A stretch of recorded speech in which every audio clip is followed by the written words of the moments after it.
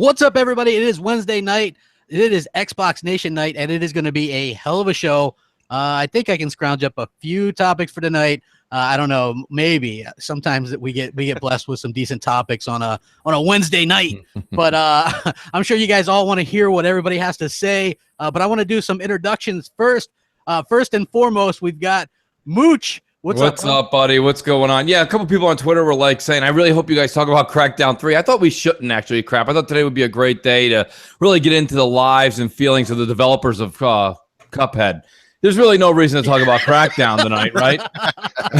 And not just that, but I think me and Noof might be the only two people who haven't spoke about Crackdown yet. So I hope everybody's ready to hear what me and Noof have to say. Yeah, well, it'll be all good. I reserve some stuff strictly for the podcast, so it'll be all good. We got Dealer. Dealer, what's going on, bro? What's going on, man? Just enjoying another great Wednesday evening of absolute boredom. So yeah, it should be a good show. Shit to talk about, but for those that stay awake, we talk. Yeah, we'll try to entertain you guys. We'll try to do a good job. And we have Chicken Little. I mean Hellhammer. What's up, Hellhammer? Not too much. Looking forward to talking about some of this shit, actually. What's funny is this man was trolling me like no other earlier about this. Man, I wasn't trolling you. I doubt that he does that during the podcast. I wish he would, because it's funny as hell. But earlier it was really, really fucking funny, and I thought it was it was really, really interesting what he had to say. But he probably won't. We also have Noof Nukem. What's up, Noof? What the hell's going on? Hang on, sorry. Hey, anyway, I'm here. Somehow audio to the podcast was overlapping me here, and I was like, why am I hearing like a double dose of crap here? I know we get that most days anyway, but yeah, it's going to be another good show, people. Yeah, we got definitely some stuff to talk about, including some of that big news that came down today. I'm sure we'll get into that eventually, and I'm pretty happy to say that we got a guest. Crap's going to introduce him in a minute, but it's going to be pretty cool when you get a podcast with the usual suspects on this panel, plus a guy named Boldy Beaver, and of course Cletus might stop by. So anytime you get a beaver within 3 or 4 inches of Cletus, shit's gonna happen. Yeah, we've got a new addition. What's funny is this guy called in or left voicemails for M&C Mornings, right? And people in the chat were all like, "Yeah, man, you guys should try him out, bring him on Xbox Nation or something along those lines." And I was like, "Hey, you know what?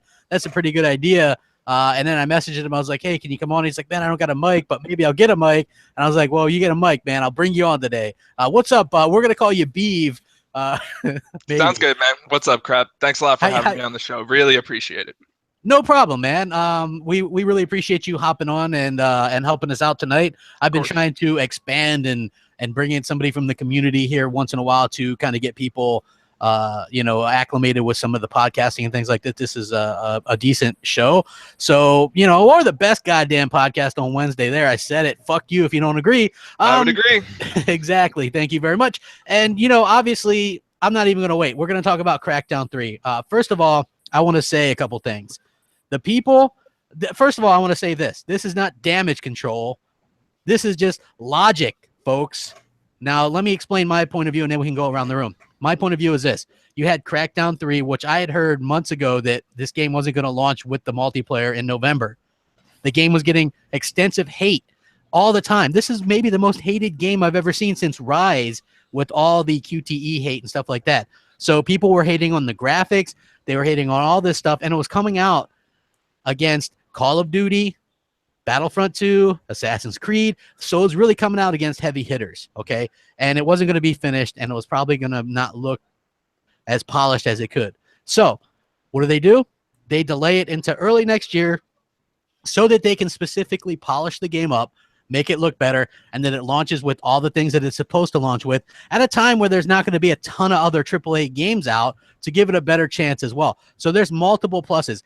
Let me first also say that I am bummed that it was delayed. I'm not saying that it's a great thing, because I'm disappointed, and they probably should have had their shit together a little bit better.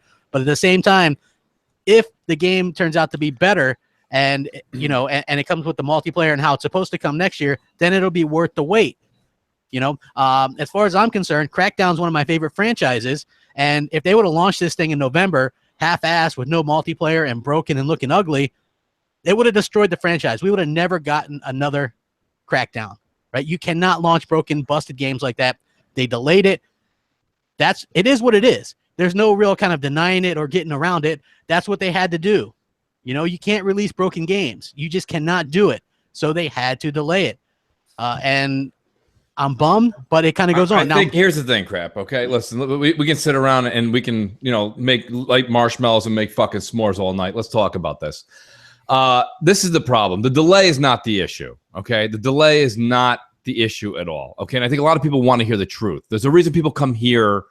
Well, there's the truth. And then the truth. Well, you're gonna get the whole truth and nothing but the truth from me right now. And I have not heard anybody's fucking take on this prior because we went live as soon as everybody came in. So other people might not agree with me. Just think Crapgamer's full of shit. But my take is my own. And that's correct. This is mine. Here's the thing. We have the We Heard You console. We have the after E3, a million different people saying this game didn't look right. And now they're going back to the drawing board. And you said it yourself. They're going to do something with the graphical, you know, whatever they do. They're going to do something with a single player. Where is it when we start to say that there's a problem here with, you know, the leadership? Okay.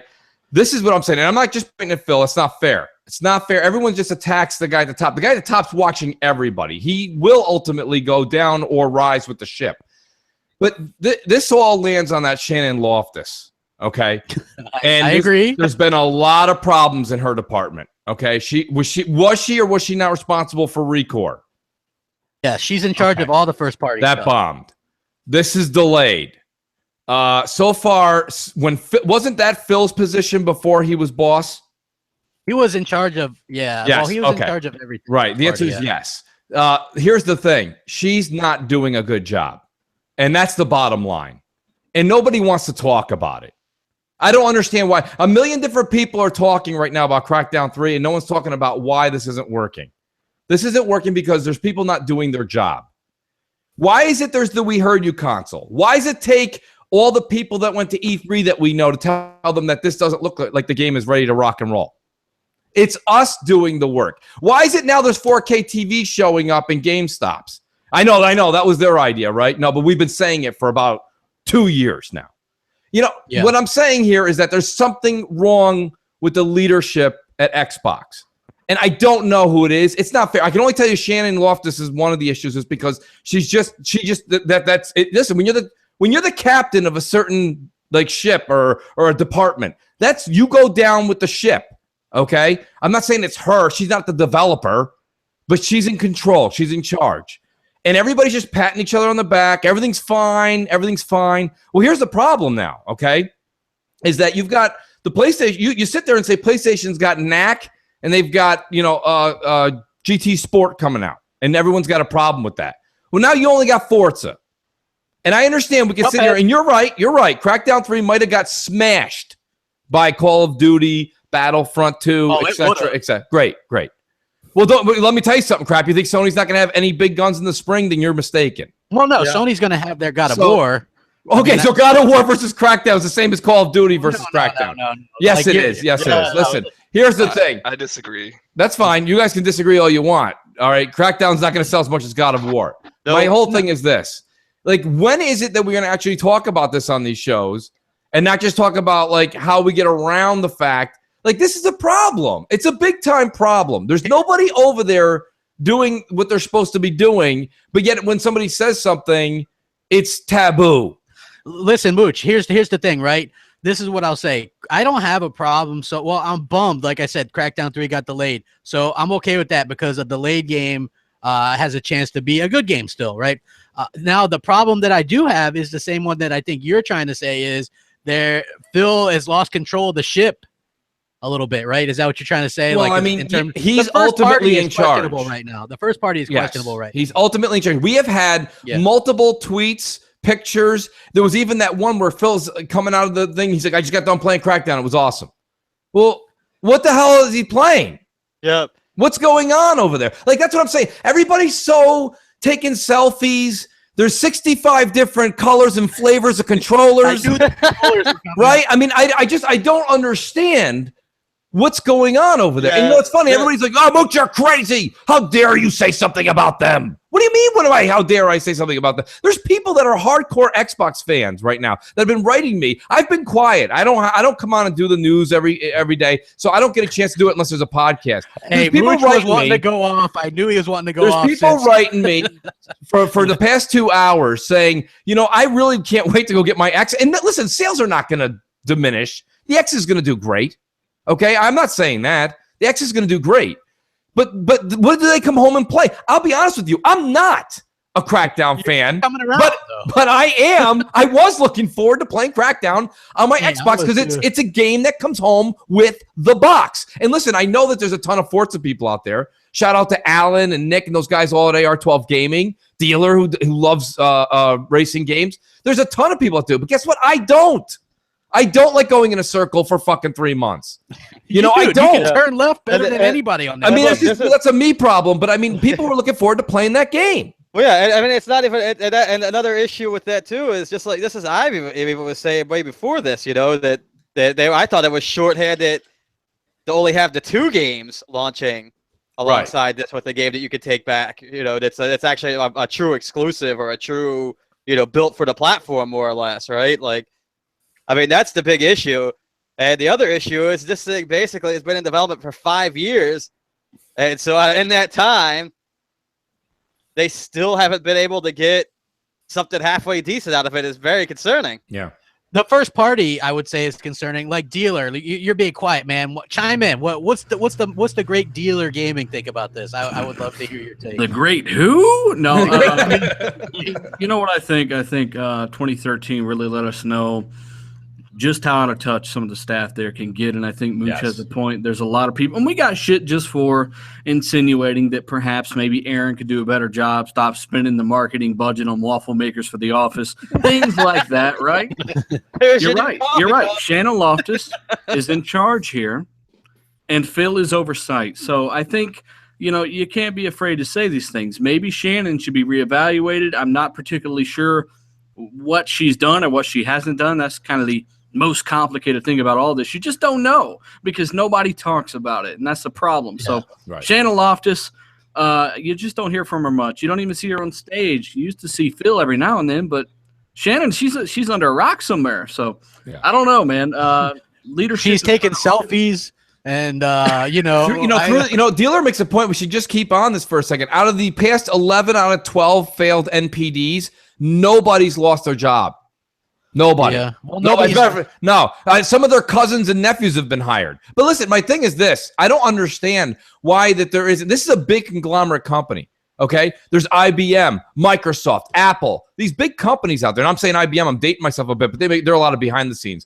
These people are cutthroat in business. Like, it's funny. Crap busts balls about Steve Jobs. That's fine. But you ask anyone that worked with Steve Jobs, and they all shrink like 3 inches when you talk about him because he would fire you in a second. And that's why the product came out every September. I mean, we don't want anybody to lose their jobs. It's not. No, it's not like that. We're just saying someone else to do it and let her do something else. Well, we just need more information, and it's like I said, we just don't know enough. So Shannon, we're not really sure how much control she has. Maybe she's brought stuff to Phil and he shot it down for budgeting. There's so many variables. There's a lot of variables. What Shannon has done so far is not blow my fucking mind out the back of my skull. So I'm looking for some new stuff. We need more studios. Well, listen. We always say this about sports, guys. No, we gotta harp on this. Like the thing about this is this. What do we say? It's funny when people go, wait a minute, let's not bother Shannon. It's not necessarily her. Listen, she's the head coach in that particular category. Yeah, when she's your responsible for first party. It could be something. How about sometimes when the football team, your offensive coordinator sucks, right? Yeah, sometimes they do. Very rarely do they just fire the offensive coordinator. No, they usually fire the head coach because the head coach hired the offensive coordinator. So my point being is that like you have to understand this isn't about firing and hiring and loving and not loving. This is about like this has been 3 years now. This is when you start to get put under the microscope. Shake up, though, Mooch. Look, I'll agree with you. You need a shake up, and here I'll throw something at you. Anybody that watched BGST on Monday knows me and Z got into it a little bit because he was like defending Don Matrick, which I think is idiotic. But he was like, "Who do you think greenlit Sunset Overdrive and this and that?" And he had a point to an extent, but the real point is Phil Spencer at that time had Shannon Loftus's job and was the one that really greenlit that shit. right? Mhm. So the Sunset Overdrives, the Quantum Breaks, all that stuff was actually greenlit by Phil. And then, so while we got an upgrade at the Xbox boss level, we got a fucking downgrade. Right. In Well put. publishing. Yeah, in the publishing put. department. She is. Phil was actually, great at what he did.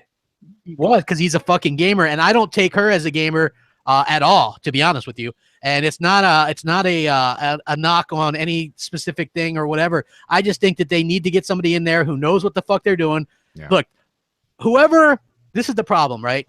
And this would go for Sony or Nintendo too. You have a first party studio. She is in charge of all this shit, right? Yeah. And you're the captain. And you fucking can't get your games out because look, you have Sea of Thieves is delayed. State of Decay was delayed. Yep.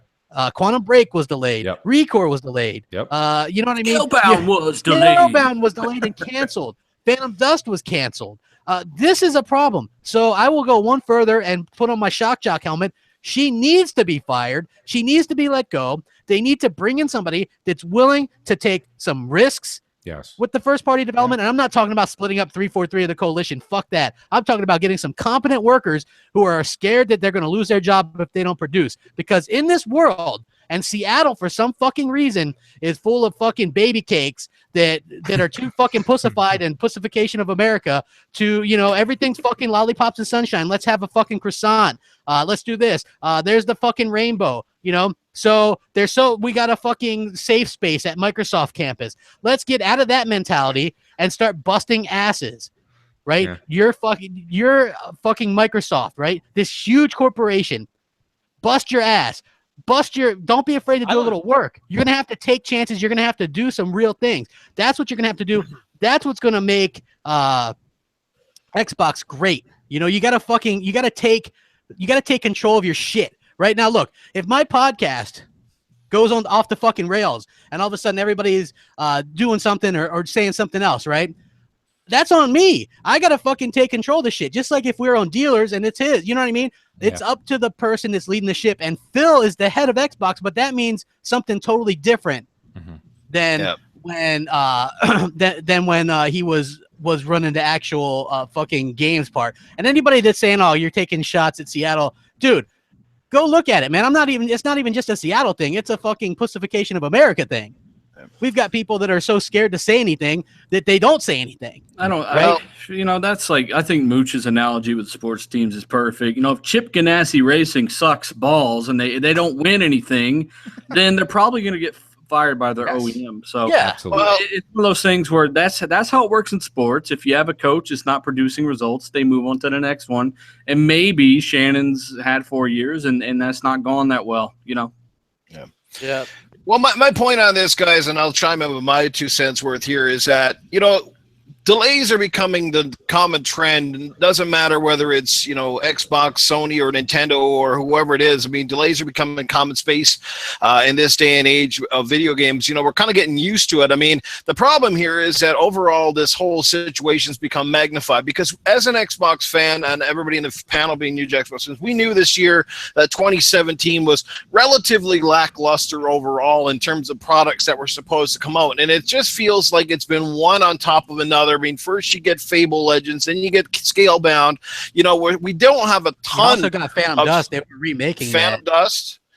We don't have a lot of stuff to look forward to as it is. And then Crackdown, like I said, it has been in like development for like so long that, you know, we were kind of looking for it. And it really seems like they had the date nailed down on this one. It was like, yeah, it's coming out and it makes sense to bring it out with the new console. And now it doesn't come out. I mean, I don't know the reasons why this ultimately is falling behind schedule, but something tells me, okay, and this is less to do with the leadership and stuff that I think you guys are going with, is that I just think that the media has had a hate on for this game since day one. It's getting fucking slammed at every single turn. So already this game, even if it came out fucking pristine as a fucking polished testicle, I mean, you know, this it's almost like it's already doomed to fail, so to speak. And I agree with Crap earlier when he was talking about this situation. I'd rather them delay the game and have it be as good as it can be and have at least some sense of succeeding, because we saw what happened with Mass Effect Andromeda when it came out sort of half finished and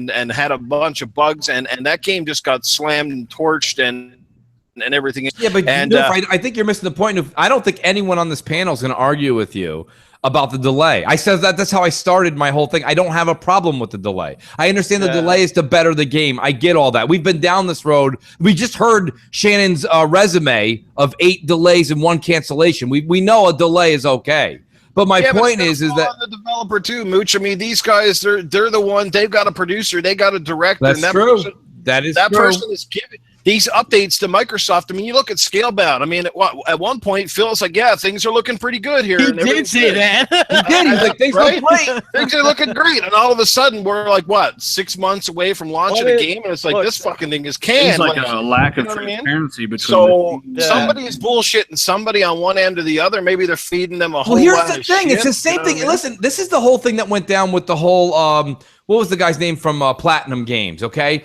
They just recently came out and were like, thank God for Nier Automata. If it wasn't for that game, we wouldn't have been saved. No, what you meant to say was if it wasn't for the money we took from Microsoft to make Scalebound that we used on Nier Automata, we wouldn't have made it. That's what you meant to say. But the problem is that the developers, the media, everybody knows they can take the developers internally. They all know they can take advantage of Microsoft grass. No, hold on. That's the thing. Yeah, that's my point. My point is, no, you know, this is the problem. That's what Noof's talking about. Noof's like, isn't it the developers? Noof's right. But here's the thing, Noof. If your boss at work never, ever comes down on you, I mean, never, you're an hour late. You leave an hour early. Yeah. You don't deliver on time. But nobody ever says anything and you get your raise every year, are you going to work harder?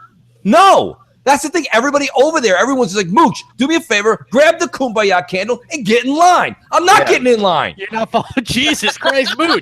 Mooch, you're not coming around, is what you're saying, Mooch. Not coming around, dog. Main reason that we get so many patches on day one, because you know what? There's no quality control at any company. Remember back in the 80s when you made a fucking cartridge, it had to come out and it had to freaking work. You couldn't send that shit back. You couldn't update it. No, it had to be fucking almost as good as it got, or it was a broken game, period. Now, developers are like, if the game don't make it, fuck it. We'll just patch it up till launch day to get a patch. That's what that is. I'm noticing a trend in like my comment section right now about it. Is people, they're turning. They're starting to say, yeah, Phil Spencer and the management, people that never said this before. Yeah, they are starting. Yeah, they're starting to talk about the same things we've been talking about for 8 months or so. So we've been talking about shifts in management. Shannon Loftus, Aaron Greenberg, all these people. We think we can do a better job, and obviously there's got to be more to it.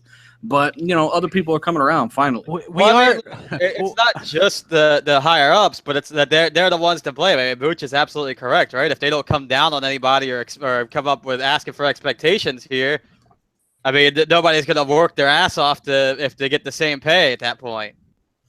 Yeah, and people, the transparency between the teams and Microsoft could be better. Phil just played it, and he's like, "It's going great," and then like fucking a month later, hey, Phil sounds like yeah, he's really happy in that. He's like a leprechaun. That was before he found out that fucking Crackdown got delayed. So yeah. You know what I don't understand, guys? Crackdown is like Phil's baby. It's like one of his favorite all-time games. He's looking forward to it the most this year. And it was looking great. It was playing great. He just played it. We get a release date for the thing, so something must happen. You got people on IGN going, it's going to get canceled. Everybody and their mother's thinking it's going to get canceled. If the game gets canceled, Phil and the company might as well pack their bags because I don't see them surviving that. Well, look, here's a big problem, too, even with just the delay, right? Like, I agree. If the delay is there to make the game better, that's all great and good.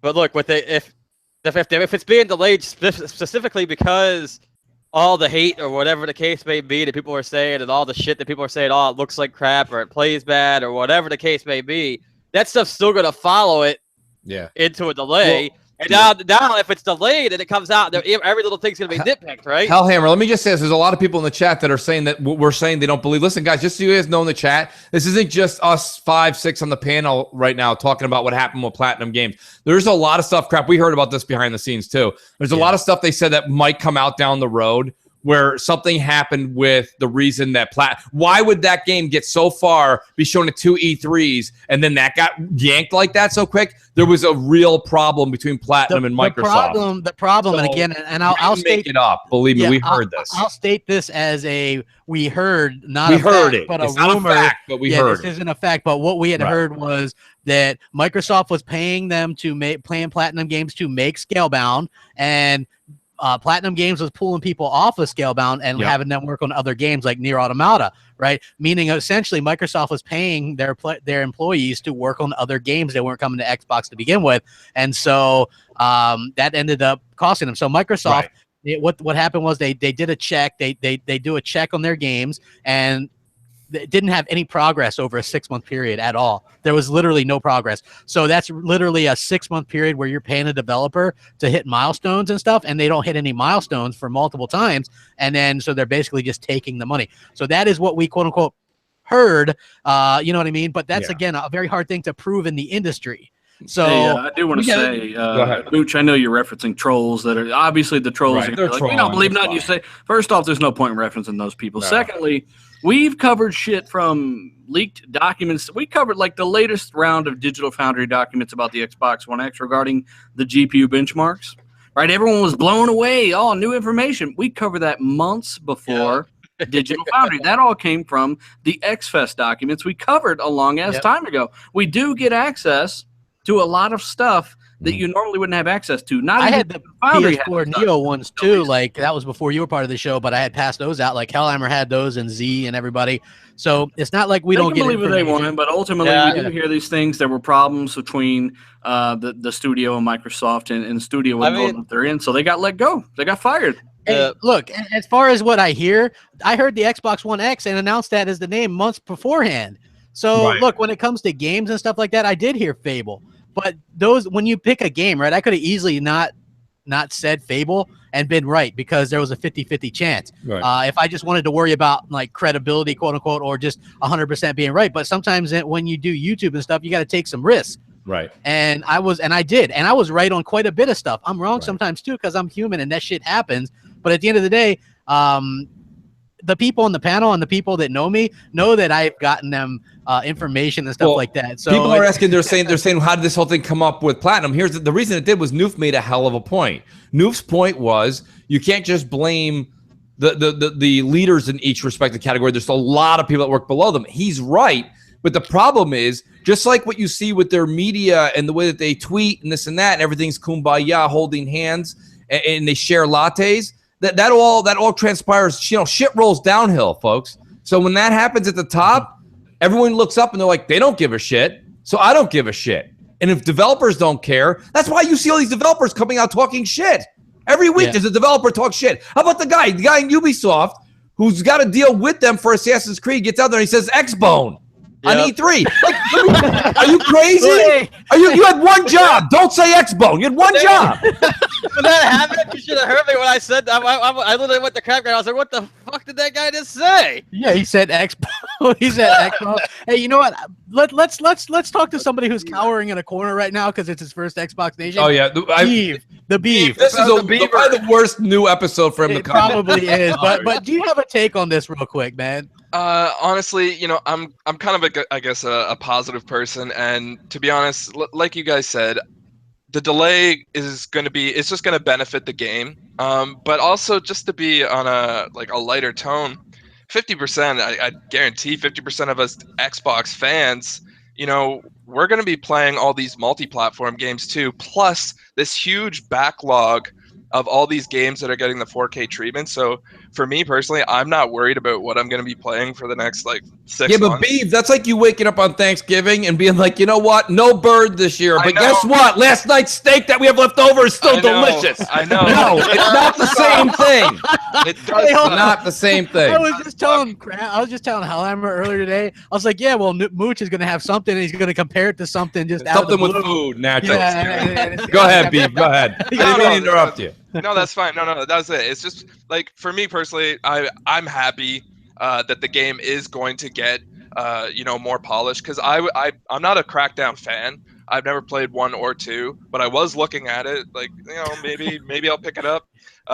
So if the game gets more polished and can wow me, yeah, I'm in. I'll buy it. Let's not buy Shannon's official excuse as to, we're making the game look better. No, it's the multiplayer that's holding these people back. As a matter of fact, it was rumored that they were going to come out at separate times at one point. Yeah, they were, and that would have destroyed the game completely. It was a multiplayer 100% that held this game back. My only issue is this is still gonna carry through even after the delay, right? Like it doesn't matter. Like people will still carry that same hatred through to the delay, and it's gonna be even worse now. I don't know, If man. Phil but Spencer had balls, he would come out and go, if you like Crackdown, we got a game for you. It's called Agents of Mayhem. Out right now. Yeah, Look, I mean, look, the main problem that I would say that Microsoft needs to do is they need to stop outsourcing all this shit to other the first part, the outside developers. They need to go hire a bunch of developers. Doesn't matter who they are, whether they've been developing for 5 years or 20 years, and get some teams going and get some internal development going. That's the main thing they need to do.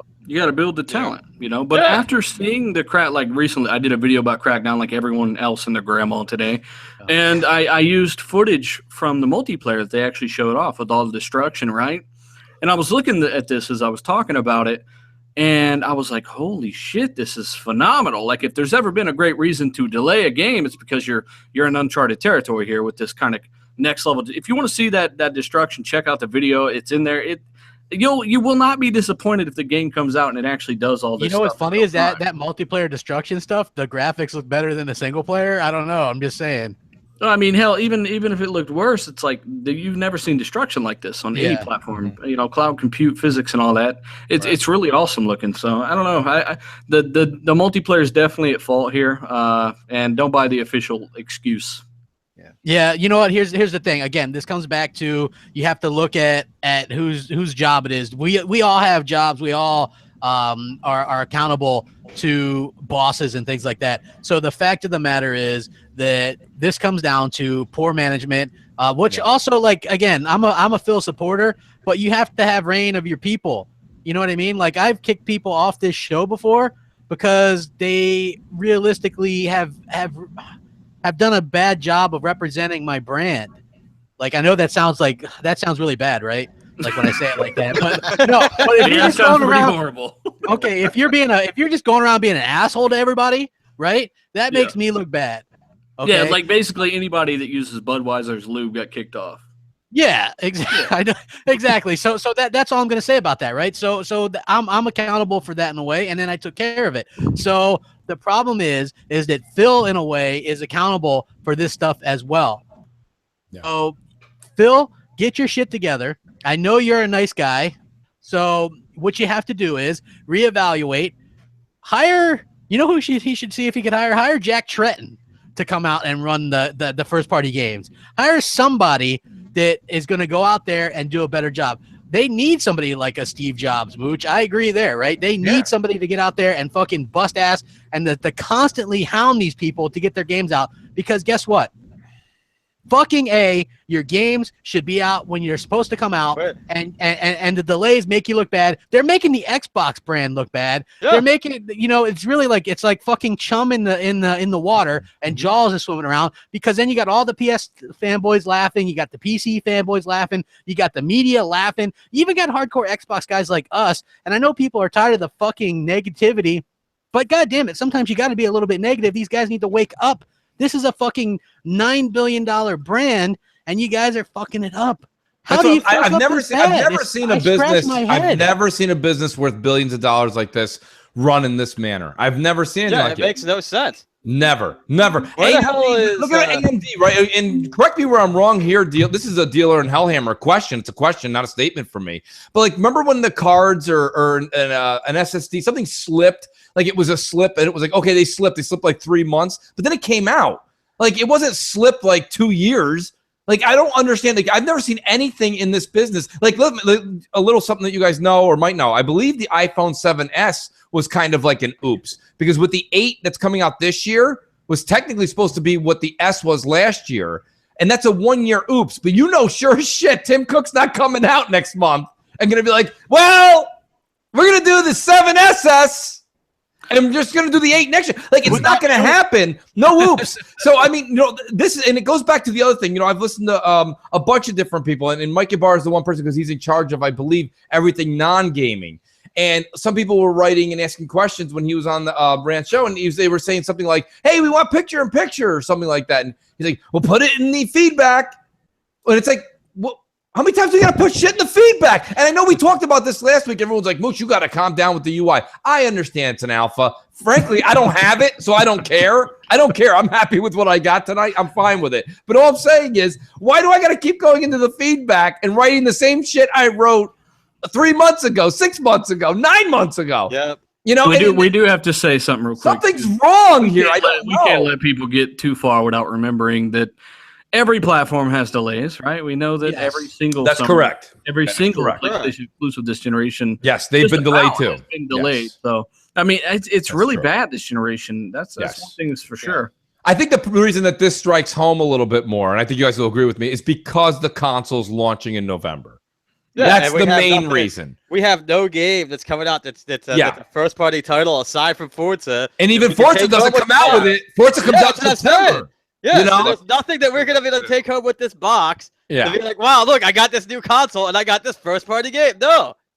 They're really leaning on third party harder than ever here. You can lean on the third party stuff all day. Let me do a little damage control here for a second. Nobody was buying an Xbox One X to strictly play Crackdown 3.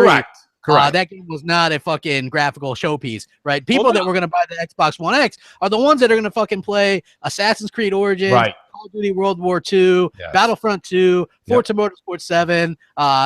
Those games are the ones that I think people are really going to buy. That's not technically damage control. I'm just being honest. Nobody was like, hell yeah, Crackdown 3. You know what I mean? But look, but it didn't hurt to have that first party game coming out there with that for the people who maybe didn't have an Xbox and now they're like, oh shit. Now I'm gonna go buy one because it's the most powerful. Now look, I get a first-party game with it and the best version of these third-party games, regardless of how good or bad the first-party game was or was going to be. It was still a game that was there. Well, yeah, it was a game that was there, but it was gonna, it was still gonna be a game that would have been shit on, and that franchise potentially destroyed. And it's a franchise that game's probably gonna get shit on either way, to be honest, right? Like Crackdown 2 was like 7s and 8s. Yeah, well, Crackdown 2 multiplayer comes out and it is what they showed us. Then it's impossible to get shit on. And really, the real problem with Xbox, that's what you think. The absolute primary problem with Xbox right now isn't the fact that they don't have first party, even though this year's been lackluster. By my count, they've been doing pretty well in first party. It's the fact that they don't have third party like Nioh and Hellblade and all this other stuff that makes it seem like you got no games. So whoever's in charge of those relations, go get Hellblade. Go get all these games because I don't know who's in charge of those relations. Like, on Sony's side, the person who was in charge of third-party relations was Ellen DeGeneres Boys. Yeah, Adam Boys. So he's not there anymore, but he was the one. Now. Yeah, he was the one that procured a lot of those deals, right? Early on for Sony. I'm not sure who it is now, but his big claim to fame or his big fuck up was No Man's Sky. That was his deal. So he left not too long. They just need to get those third party support because that's 90% of why people say there's no games. It's all third party shit that's not coming over here. The deals for games has been giving hand jobs with the Brillo pad again. Fuck. Yeah. Well, let me ask you guys this. Go ahead. Hand jobs with a Brillo pad. That Crackdown 3 and Forza would sell more Xbox One X's this year over Shadow of War and Assassin's Creed Origins? Probably not. I personally think Origins and Shadow of War, if they do the bundles right, I think those will sell far more consoles. Battlefront 2 could have been massive for them. Yeah, but Beav, you can actually say it's hard for me to say. I'm sorry. I know. Oh, Brandon.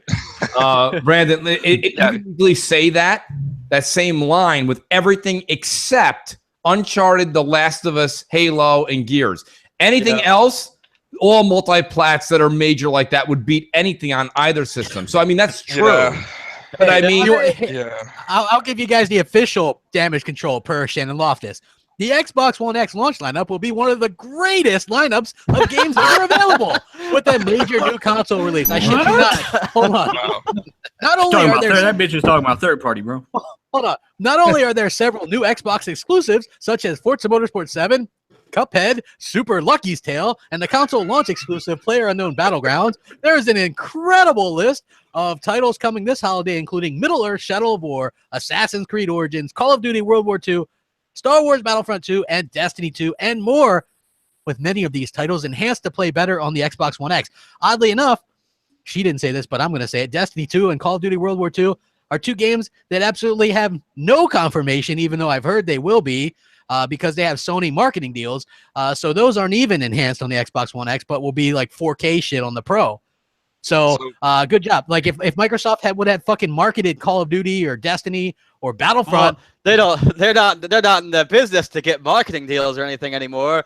I mean, I am sending Mooch a fucking fucking if he's right, because I think he might be right. Next year, Phil Spencer needs to flippity floppity and start fucking investing heavily in fucking marketing deals and getting shit shown on your Xbox One, because to not have the exclusives and to not have any fucking marketing deals on your goddamn new console. If Phil is doing anything right now but not talking to leadership at PUBG, something's not right. Because what you do right now to rebound from this is you tell everybody at any cost this is a console exclusive. Yeah. Yes. Yeah. And that's something we should kind of talk about next, because we kind of wrapped our the piano string around the Crackdown thing. My thing is this: PUBG right now is the last saving grace for Xbox as far as 2017 is concerned. It's something they need to do. It's an announcement they need to make. And I'll even go this far. Fine, you can't lock it down indefinitely. Lock that shit down for 3 years. Lock it down for 4 years. I don't know what you got to do. Make it so that by the time money on these people's laps, to call it a day. Yeah, there's no way in God's green earth that you can't tell me that they can't afford to go do that. This is not Rockstar, okay? Yeah. This is not Rockstar. Yes, they sold 6 million. Rockstar has sold 90 million. 7 million.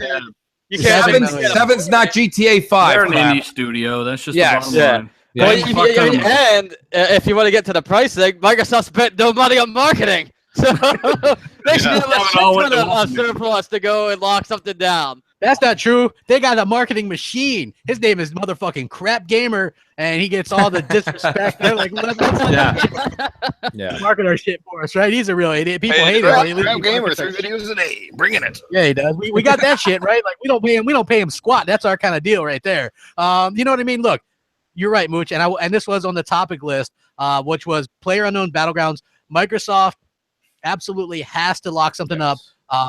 According to this game, like it might not even be a game for you or me, but this game has hit 7 million, and it only came out in March on PC, and it's not even fully out yet. Yeah. It has almost 700,000 concurrent players. That's more than any Call of Duty that I could ever remember, even on the 360 era. I remember sometimes getting 500,000 on a Call of Duty title when they used to fucking actually tell you how many were playing. Right. But that is absolutely insane numbers. The game hasn't even fully released yet on PC. Right. It's coming to Xbox One. If Phil Spencer doesn't head over there with a pocketbook or a trailer full of cash and gold or whatever, doubloons, I don't know. But he's got to get some shit over there and just fucking back a dump truck full of this. Now, here's the thing. I'll tie the PUBG conversation crap into what we just said earlier on a different note, and then you guys can discuss it. And here's my thought. If there's no one above Phil with any bit of urgency, you know what he's doing right now? He's enjoying a latte, and he's got somebody getting him a gelato. Like, he doesn't give a shit. Okay? He doesn't care because why would he have to worry? Because his job is not threatened. Like, my point being is when will there be somebody that steps on the gas? I agree with you. Right now, we've seen it in movies all the time. The minute the door closes, the CEO sitting at his desk, he picks up the phone, goes right to his secretary. He's like, get me so-and-so on the phone right now. And then, of course, it closed scene. And here, we'll open scene, and it's the guy from fucking PUBG, and he's saying, okay, listen, we've got a deal right now.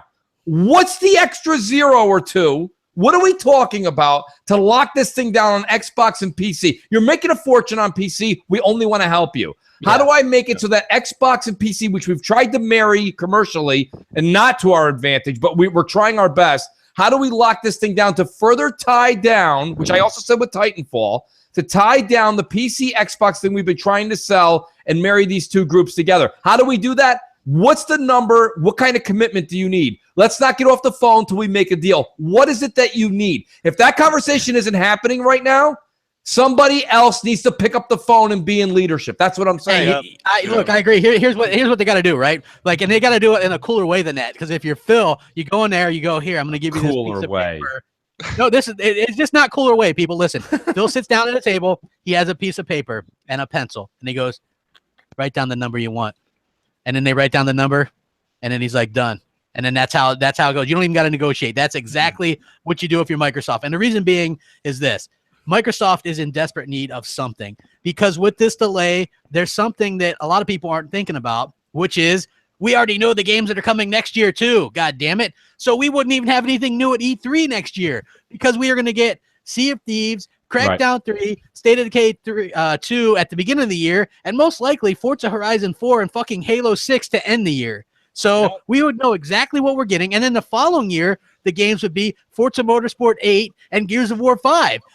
You know what I mean? Like, they have to have something. They have to show We're putting way too much into PUBG and Untested Studio with basically what is a mod, right? It's a sensation. Something. But put that money into studios and into better technologies. I mean, you need to future-proof your own self. You need to invest in your own self. That's why when people say, Dealer, you're not wrong. Games, they need new games with new studios. You're right, you're not wrong, but they need something flashy right now, Dealer. That's a flashy. Well, they're getting that. They're getting that shit. They're getting PUBG for at least 6 months to a year. While our characters fall through the ground, and when you shoot something, it goes through a house. Listen, right now it's in game preview, and I know there's a lot of people that love game preview, and that's fine. You love game preview, you love it. That's like I said, that's like dipping your finger in the sauce before it's ready. You like that? That's fine. I don't. I like a finished meal. I'm still going to support it in game preview, but it's not done. You're buying a half-assed game. Yeah, I want a full game. Cookie dough, not fucking cookies. Right. What I'm going to throw out there for that is that while I agree with Dealer that they need to start getting more developers under their wing and starting some more studios up and that sort of thing, and the money could be best used there. The thing with PUBG is that the developer is not that big, so even though they're hot on Steam right now, Microsoft wouldn't have to spend a lot of money to lock this down, indefinitely, right? Because look, what's the difference? Because there's only a minimal amount of difference that they're going to get in support for having multiple console versions versus having this as an exclusive to the Xbox and on PC. I mean, that's just how it's going to be.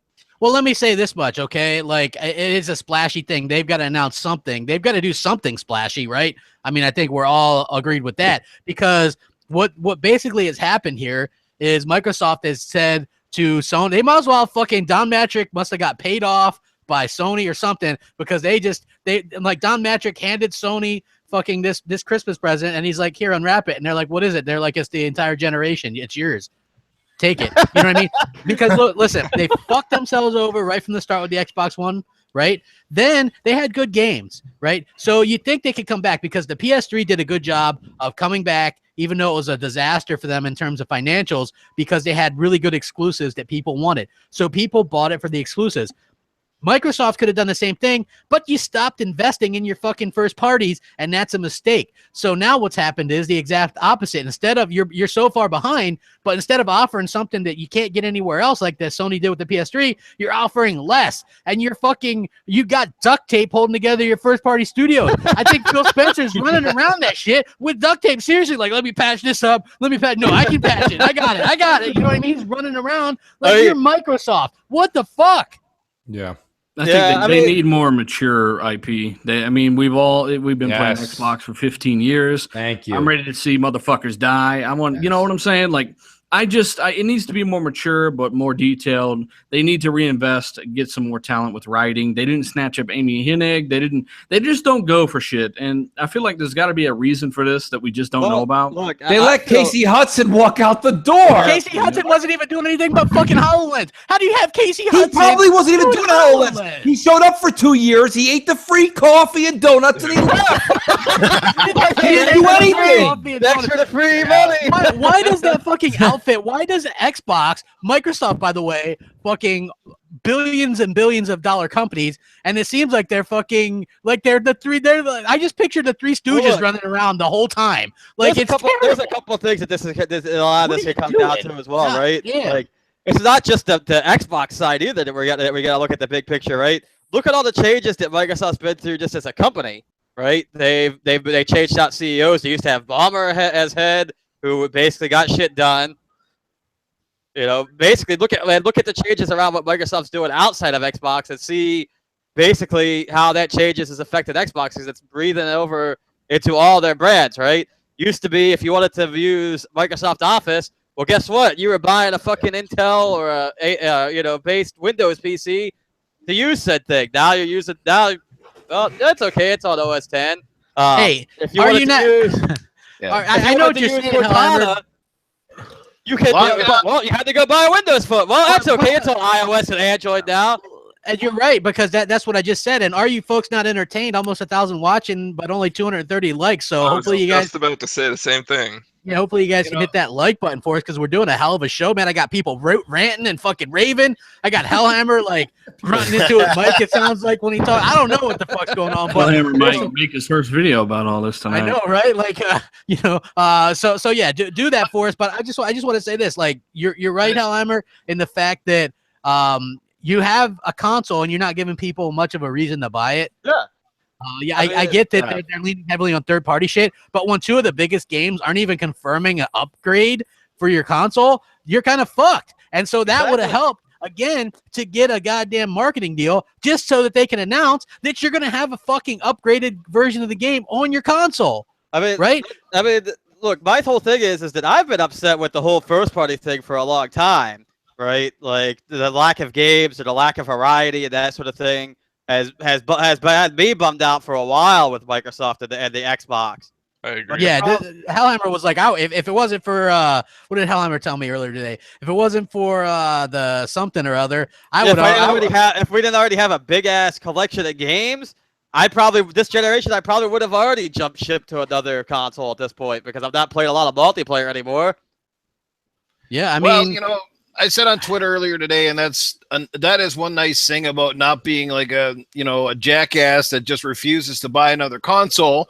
You know, I have both consoles. I have the three consoles, the three major ones right now, and that's a nice thing, you know, because when one kind of goes into a slump, hopefully the next one picks up the slack. It's kind of a nice thing. Now, if you can only afford one console, or you're just diehard on one over the other, well, I guess, you know, that's your prerogative, you know. But guys, all I can say on this whole topic with the PUBG, yes, they definitely need to lock it down. They need to lock it down for a good amount of time, and let's hope that the game turns out to be good and it finds an audience on the Xbox platform, which I think that it will, because I mean, generally Xbox is a place to play multiplayer. It seems to be a place that thrives on these sorts of games. And as far as Microsoft, you know, and IPs, guys, they've been bringing IPs. You know, everybody says like we have no games. They've been doing it, and they're still bringing up more next year. But the thing is, as fans, and Microsoft fans especially, we have got to start supporting these damn games too, guys. Like, it's on the fans, and don't stop waiting until it goes to $20 in the bin. By then, nobody cares. Like, start buying games when they come out. Put your money where your mouth is. So many people this generation propping games, talking about this, talking about that, you know, and Microsoft is hesitant to invest in new properties too. If the fans are literally showing with their wallets that we don't support it, we talk about it, we make podcasts about it, but we don't fucking buy it. You know what I mean? No, I don't agree with that. Don't ever buy a game because it's on your console and no one else's. If it's a good quality product you're interested in, then buy it. But don't just blindly buy fucking games. Their problem is they're putting out fucking trash when they could be putting out good shit. Now, they got the best racers. They got the best exclusive first-person shooter with Halo. They get the best exclusive third-person shooter with Gears. But what else? They don't have any narrative-driven action games. None. Exactly. And that's almost all Sony has at this point. So Quantum Break. Fuck Quantum Break. That's just, if you ever played Uncharted 4, you know they're not in the same league. And I said Quantum Break is a 7 at best, in my opinion, right? We've all got opinions, but it doesn't come close to stacking up. Yeah, Quantum Break was a sleeping pill for me, to be totally honest. Fuck you, Hellhammer. That game was amazing. Hellhammer played that game for like 5 minutes and then was like, it's boring. No, I played that game for a good 3 or 4 hours, and I was like, it's not for me. Well, I mean, there's a point to be made what dealers saying. I mean, and I do. Some guy in the comments like, what? They're talking sense? I just don't think you listen. That's your problem. What? We're talking sense? Yeah, nothing new. You just don't listen. I mean, I'm really looking forward to the DLC or the standalone of next week's Uncharted. I've always crapped this. I've never hit it. I love the Uncharted series, and I like The Last of Us. I like those types of games. We've said this a number of times in the past, and dealers said it a few minutes ago. We got to stop with the kid. Everything that's coming out next year is kiddie. It's kiddie. I don't think State of Decay 2 is kiddie. And it's kiddie when it looks like a comic book crap. I know that game's going to be good, though, because it is going to be good. Phenomenal. It is going to be good, but it's still not the degree of gruesome that some people are looking for. Listen, where the hell my RPG is from first party. Well, that's called Fable, and it's lost. Yeah, well, I mean, they fucked that over. But let me get back to the PUBG thing for a quick second here. People were saying this about PUBG, and I understand what you're saying. Listen, I'm not trying to make PUBG sound like when Call of Duty Modern Warfare 2 came out, okay? But here's the thing. It's a boots on the ground, timed, simulated, army fighting, create, what is it there when you I can't think what I'm trying to think here, when you actually create things on the move, crafting, you do all this kinds of shit. Okay, people like all of that shit in one game. So whether it's glitzy or not, here's what it is. Here's what PUBG is for Microsoft right now. It's literally a thank you. It's an I heard you game. Okay, it's I know that we haven't given you anything. It's called goodwill.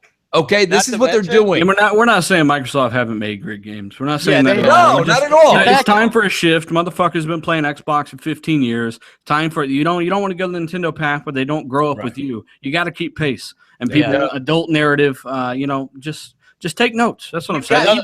They got $1 billion in first party right now. That's what I'm waiting on. Yeah. You've got a lot of really good IPs, right? Like again, like even if you just want something with name recognition, do a darker, Perfect Dark third person or something. You know what I mean? Man. Like I would love another Perfect Dark game. Maybe this is like my dream game. Perfect Dark, possibly made by Arcane Studios. Like if they did it right, that could be turned. No way! Next thing don't say that. Also, the Arcane. Is it that while they need more mature games, they also need a mixture of different types of games, right? Perfect Dark is still just end up going to be a shooter, basically, you know, stealth shooter. Well, no, it doesn't have to be a stealth shooter. They were actually going to reboot it. It was going to be a darker third person, like action adventure type game. Yeah, but it's action adventure. I just say fuck reboots. Like you need new classics. You can't keep leaning on the same fucking shit. People are saying Conquer. I get it, but that's just it's too small. You need new classics. Conquer's kitty with a fucking with a. That's like some little side project. They could do that easily, right? Like you just need new stuff. You can't keep leaning on Master Chief and Marcus. You got to reinvest, and you need new classics. You can't lay on the shit. Oh, look at Ninja Theory that just put out Hellblade. These people are just sitting around. There's tons of talent out there that they can go. You don't even have to buy Ninja Theory. Go buy the goddamn developers that are A class. Hi, excuse me. Hi, how are you? Yeah, I'm Mooch. Yeah, I work for Microsoft. Who are your top 3 developers? That's Jimmy, Jane, and Sal. Jimmy, Jane, and Sal. Want to go for lunch? Yeah. Now you work for me. All these people.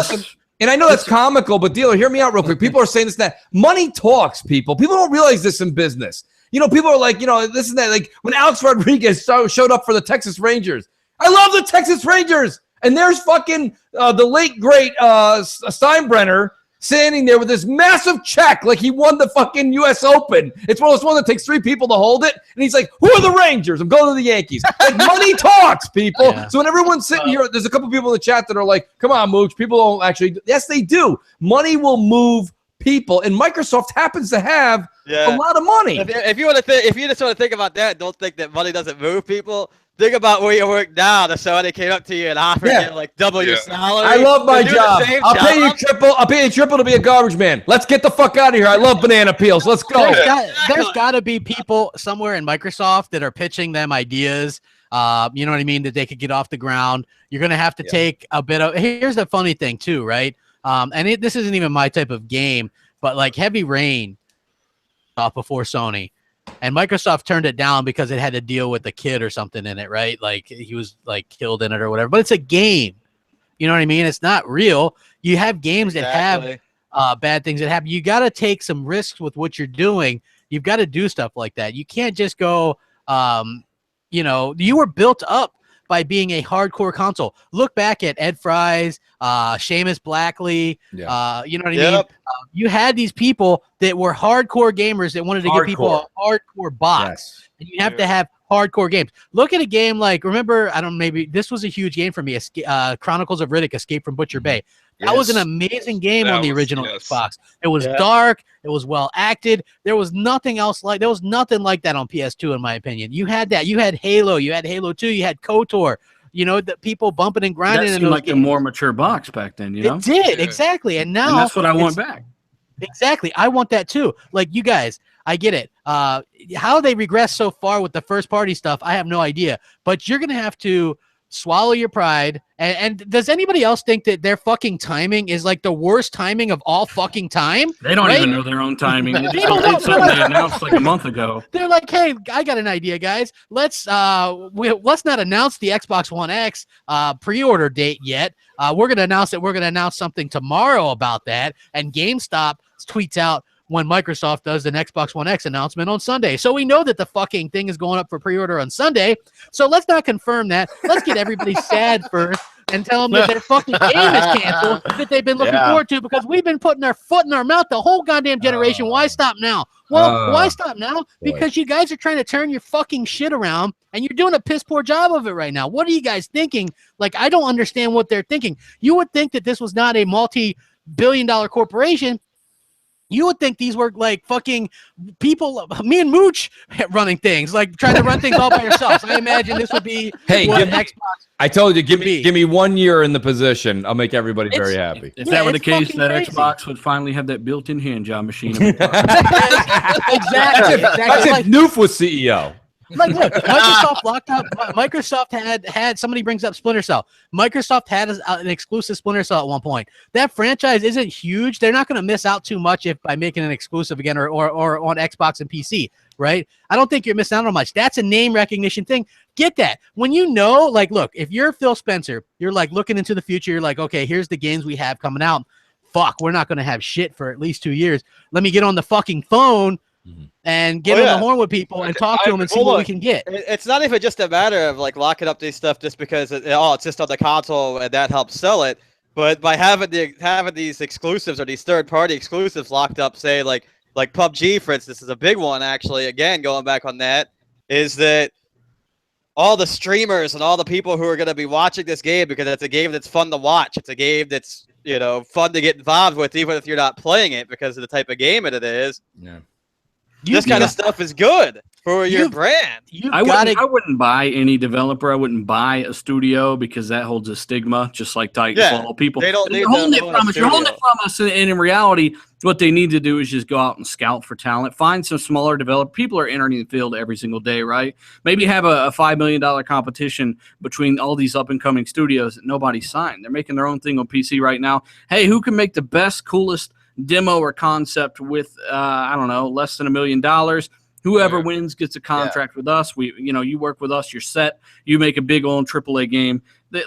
I don't feel there we like go. it's That's perfect. Dealer. Somebody chop that up, send that fucking audio to Microsoft. Let's get this shit done, because they're already stealing our ideas, because apparently they can't come up with their own ideas anyway, right? We're basically the board of Xbox. Yeah, we are. Like, hey, we heard you, console, but did you know? It's funny. Microsoft does things. They don't do things that other companies do that are big business. Okay, let me give you an example. And I understand you guys are going to hit me with services, but let me finish my thought here. Services. Microsoft owns Minecraft. Okay, you know what you do next year? You take Minecraft off PlayStation. You take it off. Yes, does that lose you? The end of the world, bro. You bet your ass it's the end of the world. And it gets everybody to come over to your side, and then the year after you re-release. You re-release. Yes, you do. Number 2, Havoc engine is theirs. Everything with Havoc that's not mine goes up X%. So that means it costs Sony more money to use than me internally, which means they make less money on the game than I do.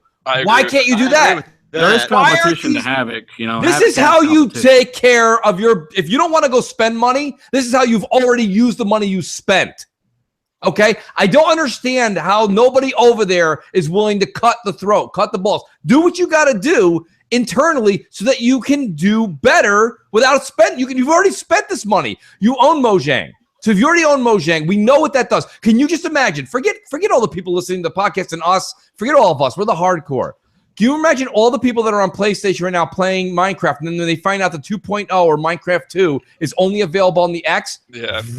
Well, that basically right over to Xbox. Because that Mojang said to Sony, if you guys don't do crossplay with the Xbox and the Switch, you're not getting this big update. My lord. That's what they said. They said, hey, who gives a shit, crap? How about you just put it on Xbox? And then they have to come over. Well, I don't get this, dude. I agree with you. I think, hey, look, you have Minecraft. Well, but at this point, you can't like take it away from people, and already millions of people have it. So wait, that's not true. People bought Destiny in 2014. Okay, and if you didn't buy a DLC, you were left in the cold. So you bought Minecraft. You could play it as is, and you can't get the update. But that's basically what they're doing with Minecraft as it is, right? Because look, because Mojang, they can't Microsoft can't make Mojang pull stuff off like that or do anything major like that, because there'll never be a Minecraft 2 because there's nothing else you can add to it. The whole point of the game and their whole audience is based off of a game that's ever growing and ever evolving, basically, more or less,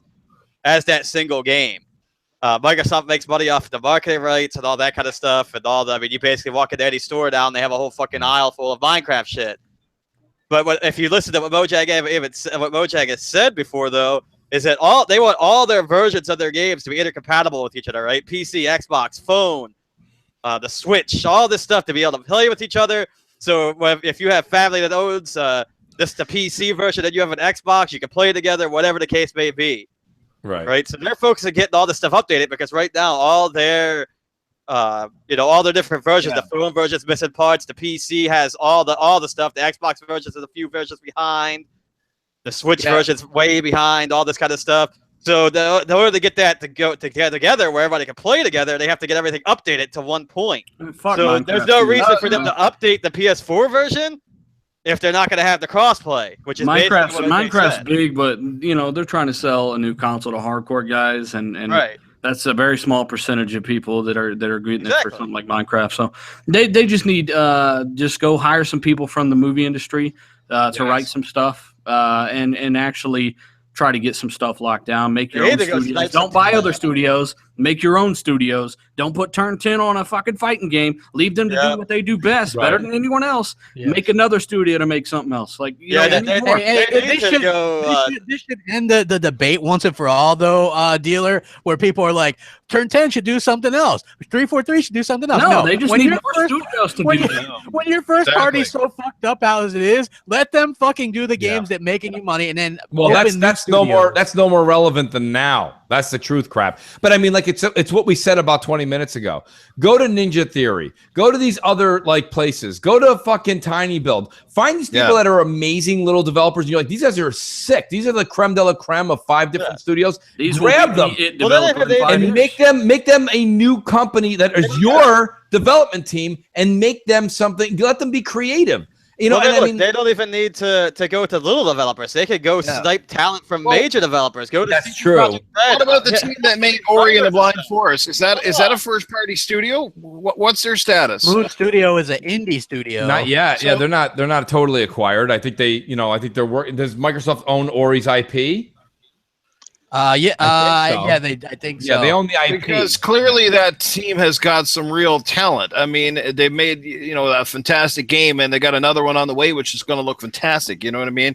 But guys, you know what? At the end of the day, here, I like what Ninja Theory is doing, because I like how what they did is they went with a smaller game on a smaller scale, and then sold it for a price that's like almost must buy. So it's a great way to test the water with new IPs and see if it sticks or it lands without actually being 4 years in development and fucking 200 million in a hole. I like that. I like that approach, because if they do well with this Hellblade, and it looks like they are so far, they are doing well. Then you know what? That green lights a big Hellblade Part 2, which is fucking full length. And as long as it doesn't become an industry trend. But 7 to 10 hours for a game that's as in depth, and there's a bit of repetitiveness in Hellblade. I'm about halfway through it now. And it's a great game. It's definitely, there's things in it. It's not about necessarily the gameplay or the puzzles themselves. I gotta say, and it's no spoiler at all because it happens 13 seconds into the game. But the way you have to play this game, I've never said this in my life. You have to play this game with headsets. And when you play them with surround sound headsets, or if you have Dolby Atmos headsets, let me just tell you something. You're in for a treat. I've never played a game that keeps you, the player, so intrigued like this because of the voices in your head. It's insane that the way you get people are like, I really felt like I became the main character. Then I play that game, I'm like, what the fuck are they talking about? I'm sitting on my couch eating a fucking thing of Funyuns and having a glass of beer. Listen, I don't know what you're talking about, but this here, when you have this on, the way that the sounds come in and out and the different voices, and they're telling you things that you can ignore them, but it's part of the game. You use them towards doing better and propel yourself to do better in the game, or you can ignore them and go your own route. Either way, it's up to you. But it is an insane way to get immersed. When I say immersed, literally into the game. This is a novel idea. Why can't Microsoft can buy anything they want. Go buy a couple of these guys. Grab these people. Like Noof said, you don't have to go. You don't have to buy the people from Rockstar. Buy these geniuses that are working at these other companies and make them yours at your own company and make it your own. Yeah, like Mooch, you're right. Like they should have been on the horn with Cliffy B, even though he's a douchebag. Lock him up, have his own studio, right? Who's that guy? Kojima. Possibly. Lock him up for Kojima becomes a free agent. Fuck it. We'll give him the Sony. Fuck him. Fuck it. Yeah, look, these are big name people. Give them the studio, right? But I will say this, right? Give him a fucking car and a fucking all expense paid trip to Starbucks every morning and get him rid of them in 2 years. Shout out Lucas. She sent me Phil Spencer tweet. He literally just tweeted this. It's always disappointing to move a date. We are very committed to shipping Crackdown 3 to the level of quality the fans deserve. End quote. Is there a warp sound effect, or we don't have that? I mean, look, that is like as PR as it gets, right? I mean, that's the most plain out and out. Let me go get my PR person to post something. Yeah, I mean, look, with all these smaller developers. So, and this is the one thing that I'm pretty sure a lot of these guys don't want to get trapped into. They love to sign contracts, and in some cases, I'm pretty sure they've been approached for contracts. And the one reservation they always have is that once you become owned by the bigger conglomerate and they're calling all the strings, you have your job security basically goes into shitter because they're controlling the shots and they're saying who's hired and who's fired.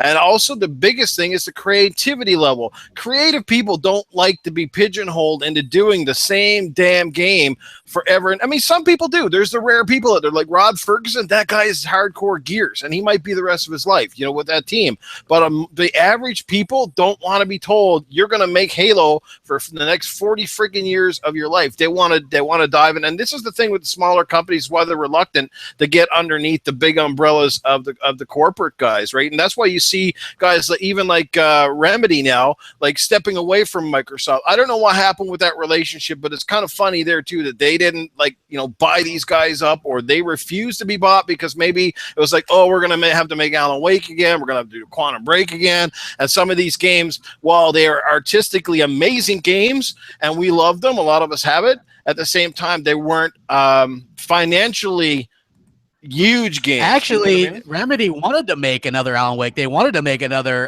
Quantum Break as well, and they don't have anybody to fund those games. So I think that when you're an independent studio, and there's a difference between an independent studio, at least in my mind, and an indie dev that's like 3 people working in a basement. An independent studio is Remedy, is Insomniac Games. They can make AAA. Even Respawn Entertainment are an independent studio, but they have funding. You're always looking for that funding because, here's the thing, right? Like Hellhammer's big into music too, right? So me and him always go back and forth because I'm like, I love Metallica, but I like them when they made the Black Album. To me, that's when they really started taking it seriously. But Hellhammer would always argue that was when they sold out, and I'm like, how is it selling out to hear your music and to put it to an audience that that's the whole point when you're a musician is you want to share your gift with people. You want people to enjoy it and to buy it, right? That's the whole point. You can't be an angsty teenager forever. So eventually, it's all right, as long as both of you know that Megadeth's better than Metallica. Megadeth, man. If I ever see what the hell is his name, Dave Mustaine. Dave Mustaine, I'm gonna go Metallica rules. Then he'll pee on you from 20 yards away. I probably would, but I'll be like, hey, is it true? Hey, that could have a hell of a lawsuit, though. Then they woke you up to kick you out of the band and then he's like, when's my plane leave? And they're like, bus leaves in 30 minutes. It's like, is that true? It's true. So, it's true, yeah. Crap, this just in, Crap. Mooch might be buying Agents of Mayhem because now there's no... Hey, this just in. Mooch is buying Agents of Mayhem because I thought I was playing Crackdown 3 in a few months. Okay, I'm playing Crackdown 3. Breaking news. Breaking news for you. It's Agents of Mayhem, and I gotta tell you, it is a good Crackdown substitute for a single player. It's fun as hell. Fun. Hashtag fun. Oh, I hashtag. want to know what's going on with Playground Games. Oh, there he is, Beeve. Playground Games. Well, surprise, surprise. I've heard from a little birdie, the birdie that we were talking about pre-show, that Phil Spencer passed on the idea to get their exclusive because they brought it to them first. So Playground Games working on an open world RPG. in the vein of The Witcher. So you're saying that there's something that Microsoft needs that in their game profile they just passed on. Nice. Yeah, so it looks like he's passed on those because, look.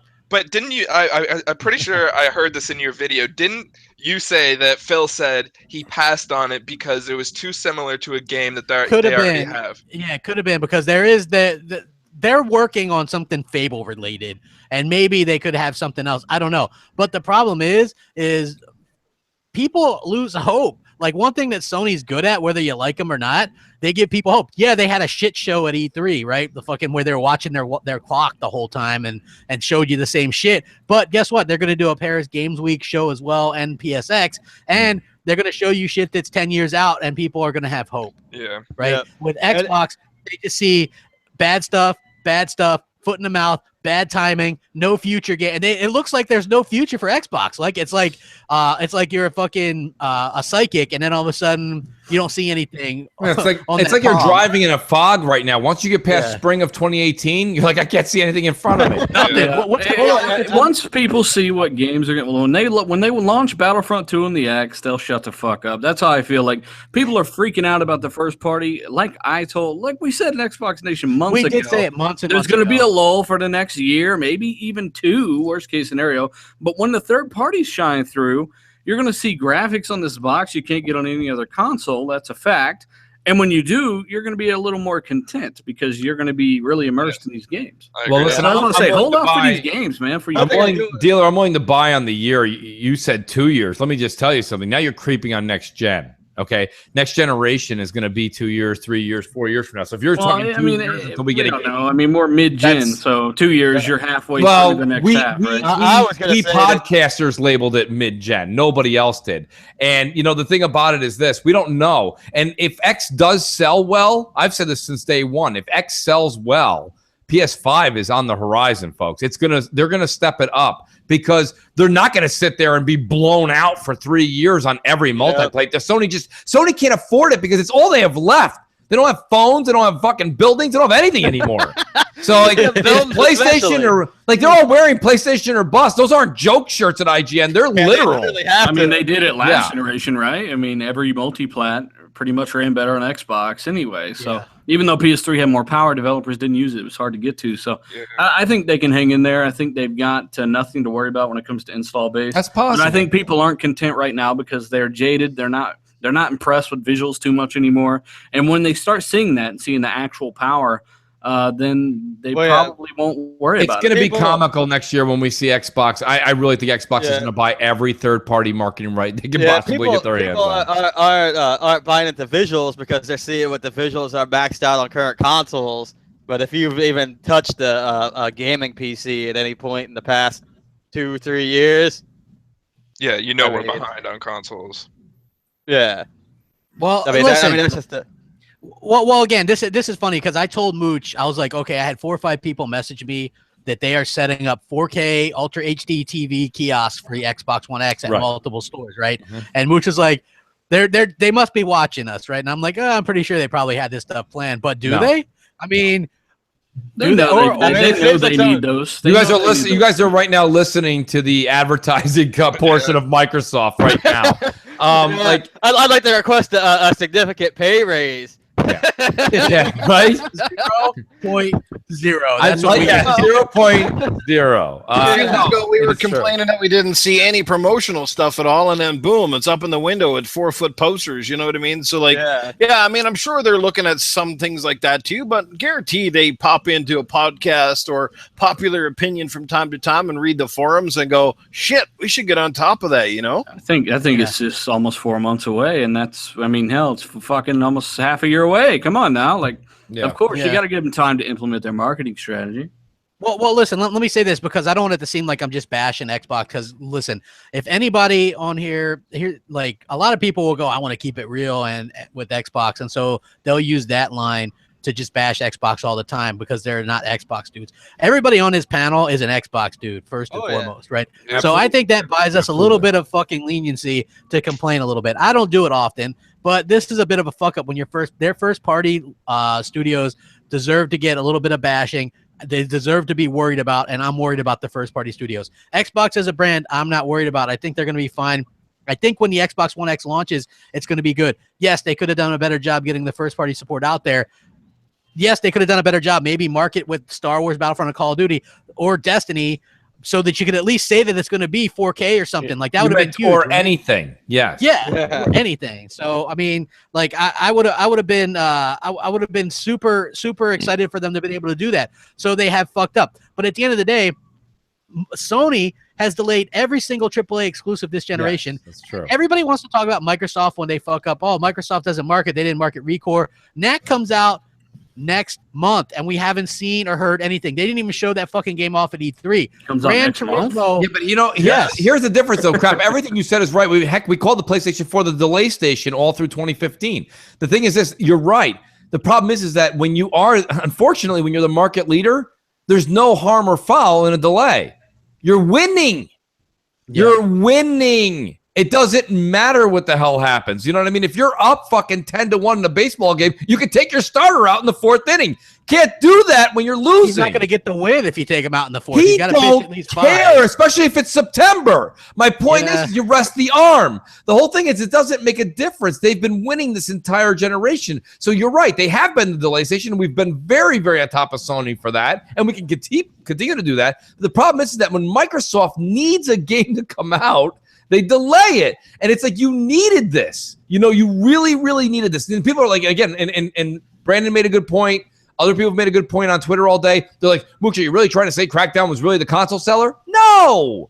I mean, it was bad enough when it wasn't delayed. That's all we heard. Right, exactly. Exactly. It wasn't delayed, and people were like, oh, this is going to be a rough one. Well, now, like, put your seatbelt on, folks. November 7th is on the way. We're going down the hill. Yeah, there's going to be turbulence in November. Hey, September 5th is when Knack 2 comes out, folks. So, yeah, but you don't hear the Sony dudes bitching about no marketing for that from Sony, right? Like, of course. So, you know what I mean? Like again, it's fucking ridiculous. Really bitch about anything in regards to PlayStation. Yeah, I know. I can't change my name. I had a perfect tweet. A lot of you guys noticed you were liking my tweet, and I think I had a point there. Yeah, you know, Agents of Mayhem come out, and it looks identical. It has the same graphic style nearly as Crackdown. I didn't see anybody shitting on it. I'm not talking about the game reviews, whether it got good or bad. So far, it seems to be fair. And Crap, you haven't played it, so you can probably talk about it as a game as a whole. But my point was, I don't see a lot of media like giving that game grief because it's multiplat, right? But Crackdown's been taking heat for its visual style for how long now, and it has been well known. Yeah, well, look, that's exactly it. This is what I said too, and like this was in the topic list. I said this was before the Crackdown 3 shit hit the fan, right? It's like we're all under the shit fan right now. But I said because I think that Agents of Mayhem got some underwhelming reviews, and I was wondering, like, and I know this is like putting a tinfoil hat on. Are some of those underwhelming reviews because they're preparing themselves to give a shitty review to Crackdown 3, right? Like that makes sense to me. Like people would do I doubt that, but well, don't doubt my tinfoil hat. I don't know, man. It's coated in cocaine at that point. What if Microsoft did this delay after seeing the underwhelming reviews for Agents of Mayhem? Maybe. I mean, look. It's odd it's delayed the next day after launch. Like open and shut case, multiplayer, not ready, delayed. I bet they put a new coat of paint on the single player graphics too. I doubt it. I mean, if they would have just shown the multiplayer, nobody would be talking about how bad the game looks. Even though the game doesn't look bad, if they had shown the multiplayer, no one would be talking about how bad the game looks because that destruction is undeniable. Yeah. I mean, it's fucking nuts. Just looking back, you know what? And this isn't exactly what you were saying earlier, Dealer, but you know what Microsoft could have done? They could have bought the Darksiders IP. That's a dark adult like hack and slash. That's like God of War. Yeah, that's like a dark. You don't start from any established shit. You need to create some. But they could have bought that. Yeah, you know. But I'm just saying that could have been something. You know what I mean? Like if they can't come up with it, they could have bought Mortal Kombat too, and they passed on that. They could have bought a lot of shit.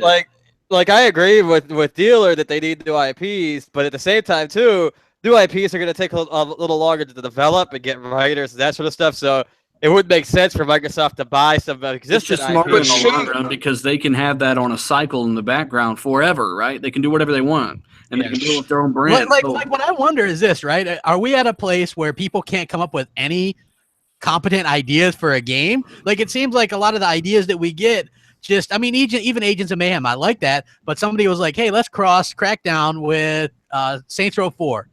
I mean, that's a good idea because the game's good. I like it. But at the end of the day, that's not exactly a super original idea. They knew 2 years ago that Crackdown was getting delayed this year. You think so? It was a joke as to why the game came out right around when Crackdown was supposed to. They're like, yeah, it'll get delayed in 2017. We'll release it. Crap. Now that you've been playing Agents for a while, so about 11 hours. With the criticism of Agents that it's been getting as far as the numerical grade, what's your counter to that? Is it lacking in those categories or not really? Well, no. Like the main thing is it's a new game, and it's like people consider it generic Crackdown or Crackdown Light or whatever, you know what I mean? But the thing for me is I like it because the characters are kind of old school. They're crass. They cuss. You know, it's not like a politically correct game or anything like that. It's just like one of those fun, you blow shit up. You go around, you upgrade your weapons. You got, I think, like I think it's 10 or 12 characters that you eventually get.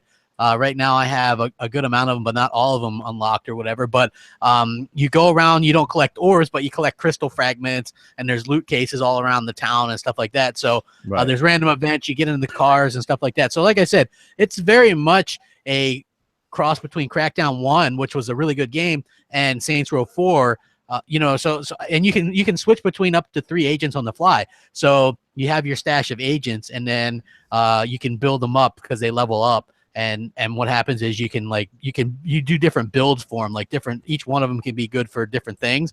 And I think that that's what makes it kind of cool, you know, and they each have like these kind of personalities and things like that. So, and when you switch between them on the fly, you press right on the D-pad, and then it switches. Okay. So even if you're about to die with one, boop, you just switch it out. You know what I mean? And cool. They can die, and then it'll switch you to the next one. Oh, I'm sure you know all about how they can die. Yeah, not really. I think I died like twice in that game or whatever. But yeah, it can be challenging. So you're saying the game's super easy. Got it. No, there's different levels, right? There's different challenging. Shut up, Hellhammer. Fuck you. No, like to me, the game, it's a lot of fun. Like if you like Crackdown, you'll like it. If you like Saints Row 4, you'll like it. It's a good mix of those. And one of those Metacritic scores look like crap. I think it's a 78 on Xbox and a 67 on PS4, right? Yeah. Yeah. Which is really odd. People are asking why, and it could be the frame rate drops are pretty bad on PlayStation 4 right now, I think. Well, I remember like about a month or so ago, me and Crapgamer were actually watching them play like a beta build of it or whatever on PlayStation 4 that was like locking up every few seconds, sort of like Lawbreakers was when it came out. Yeah, and Xbox One has a faster clock CPU, so if it's a CPU bottleneck, that would explain it. I haven't noticed any, like maybe a little bit here and there, but for the most part, and like I said, anybody that's been watching, you can't be fucking with me for being on Media Player because I've been on Agents of Mayhem for like 11 hours over the past 2 days. So yeah, I've been playing that game nonstop. The achievements are super fun to get. Like you just get them generally just by playing through and doing like blowing shit up and completing the. Don't let him fool you. Like he's secretly just he has another Xbox setup that has Media Player on it. They did fuck with they fucked Agents of Mayhem up for some people because it's single player only, which is really not. Yeah. Of course, if it's co-op, right, it doesn't mean you have to play it in co-op. You can still play it by yourself, but why not give the option to play with friends in that game? I have no idea. I do got good news, those guys, and that is, it looks like we're getting some Recore news. Hey! Honestly, I'm personally excited about this. We got a guy. He's excited. The new guy. Hey, Brandon, you're excited. Okay, so you know, I haven't played it yet. Oh, you haven't played it? Okay, so that's why he's excited. Yeah. Wait till you play it. Honestly, here's the thing. It's got tremendous potential. It's got tremendous potential. It's got a lot of potential. They just didn't execute. You want to know what the main problem is? They fucking made it Unity engine instead of a real goddamn engine. Hey, bitch, Unity engine supports Xbox One X now, chump. I don't give a fuck. Damn, that's what's up, man. Okay, so then he said, I don't give a fuck. No, listen, here's the thing. This is what I don't get, right? This game was $40 when it launched. and it was like it had these long load times, and it had some issues with the performance. It was missing Long a load bot. times. I'm It still was, waiting on that damn game to load. I know. It had areas you couldn't do because it was missing a bot and stuff. So they kind of rushed this budget game out that wasn't really finished. So now the definitive edition is coming out. It's going to be $20. It has quote unquote enhanced graphics, even on the regular Xbox One. Will they give me a free version because I bought the original version? That's too, what I'm copy wondering. of the I'm like, what happened to the people that that already own this thing? I Are we bought getting two this fucking enhancement? copies. Yeah, what are we going to get updated and enhanced visuals with the extra bot and all that shit? Because we paid $40 for this shit. I think Where'd you go? I'm pretty sure I read something somewhere that you do upgrade for free if you bought it. Okay, well then we'll upgrade for free because the X, right? So. Well, I'm thinking if I had to make a mooch prediction, I would say that it would be much like Ori. So I bought Ori, of course, day one, beat that, and then I bought the definitive edition. I think it was $5. So I'm hoping. If they give me an upgrade for $5 or $10, I have no that's problem fine. for $5. Anything if it's over $5, then I'll be Well, it's happy. 20 already brand own new it, right you don't now. have Yeah, to true upgrade. enough. Just so Well- people know, if you own it already, you probably won't have to pay again to upgrade. Yeah, but why did I have to with Ori then? Because, I mean, they haven't done that with AAA games. You're essentially charging for a patch at that point, and I don't think they want that kind of PR. Yeah, Also- but Ori wasn't a AAA game. No, but Yeah, Ori had wasn't a extra visual content. patch, though. Yeah, Ori had was extra like a content. Game of the Year edition for Ori. There's extra content in Recore, right? But Yeah. Recore's main draw is going to be 4K and the enhanced graphics on the X. At that point, you're charging for a patch. If you own Recore now, you will just get a patch for the game like you will everything else that gets Well, patched. who cares? This is what I'm getting from this. Microsoft has remastered a game that came out last year. Boom, folks. That sums up that first party for us. It's just the PC version is all it is. I mean, look, that sums it up. The PC Recore. version wasn't much higher fidelity, to be totally honest. Here's the thing, like Recore, it is an okay game. I didn't mind the game, but like the fucking searching and constant grinding for cores, like I gotta get cores, like that shit got old fast. Like originally at the beginning, I enjoyed the first like hour and a half of the enjoying game. yeah, I enjoyed the first like 5-6 hours, and then it was like you need cores to open this door, and then it was like I couldn't find cores, and you know me, Hellhammer. Listen, Like the main character, the protagonist, is done well. The mechanics are done very well. good story It's too. a Actually. good story. It makes sense. Listen, there's a lot there to build off of. This is not a negative thing at all. But I mean, Recore was a shell visually, and you know what it could have been. Yeah. I mean, that's just to be totally honest. I would like to go back and finish it, but that's just it would have to get a lot more. The gameplay would have to smooth out a little bit for me. Not even the graphics, like. Well, I didn't think it was I went back and played it a few weeks ago, and I got to this one door, and I got to the furthest ever. Of course, there's a lot of platforming in that game too, and some of it's pretty damn tricky. Get to this one door, and I'm trying to go through, and it wouldn't let me progress because I kept getting punched in the face by some kind of invisible fart. I don't know what the hell it was, but the character would not go through this door, and I had to go through the door, so I had to shut the stream off of that. I was like, damn, this is stupid, but yeah, pretty good game though, man, all the same. You know, I still like it. I think it was worth the money anyway. But yeah, like it definitely felt like it could have been more. Like that was a game that probably could have benefited from another, 6, 7, maybe even a year, technically speaking. I might be a little bit more critical of that game because when it came out, I was like super excited for it, and then like kind of let down when I did play it. So. Yeah, hey, this is a good point. Just going back to like the whole original Crackdown stuff. Like people are hating on Xbox's lineup. They at least have a couple things coming out. But if you think about it, realistically, they both have a racing game, both the PS4 and Xbox One. But I have to be honest, the Xbox One has had really good lineups the holidays every year except this one. This one might be the worst. This could be the worst exclusive year ever for the Xbox One. It is. There's no question about it. Yeah, I mean, it as is. great as Forza is going to be, it should destroy everything else in reviews. Cuphead, people have been waiting for that. What else do they got? They got Super Lucky's Tale. Oh yeah, Super Lucky's Tale. Fuck Super Lucky's Tale. Oh, Like, come this on, is man. the worst game they've had. Or this is the worst generation, or the fucking year is what I'm trying to say, that they've had all generations. So yeah, it's not looking great. I just want to point something weird out, because Are you Canadian? I am Canadian. Okay.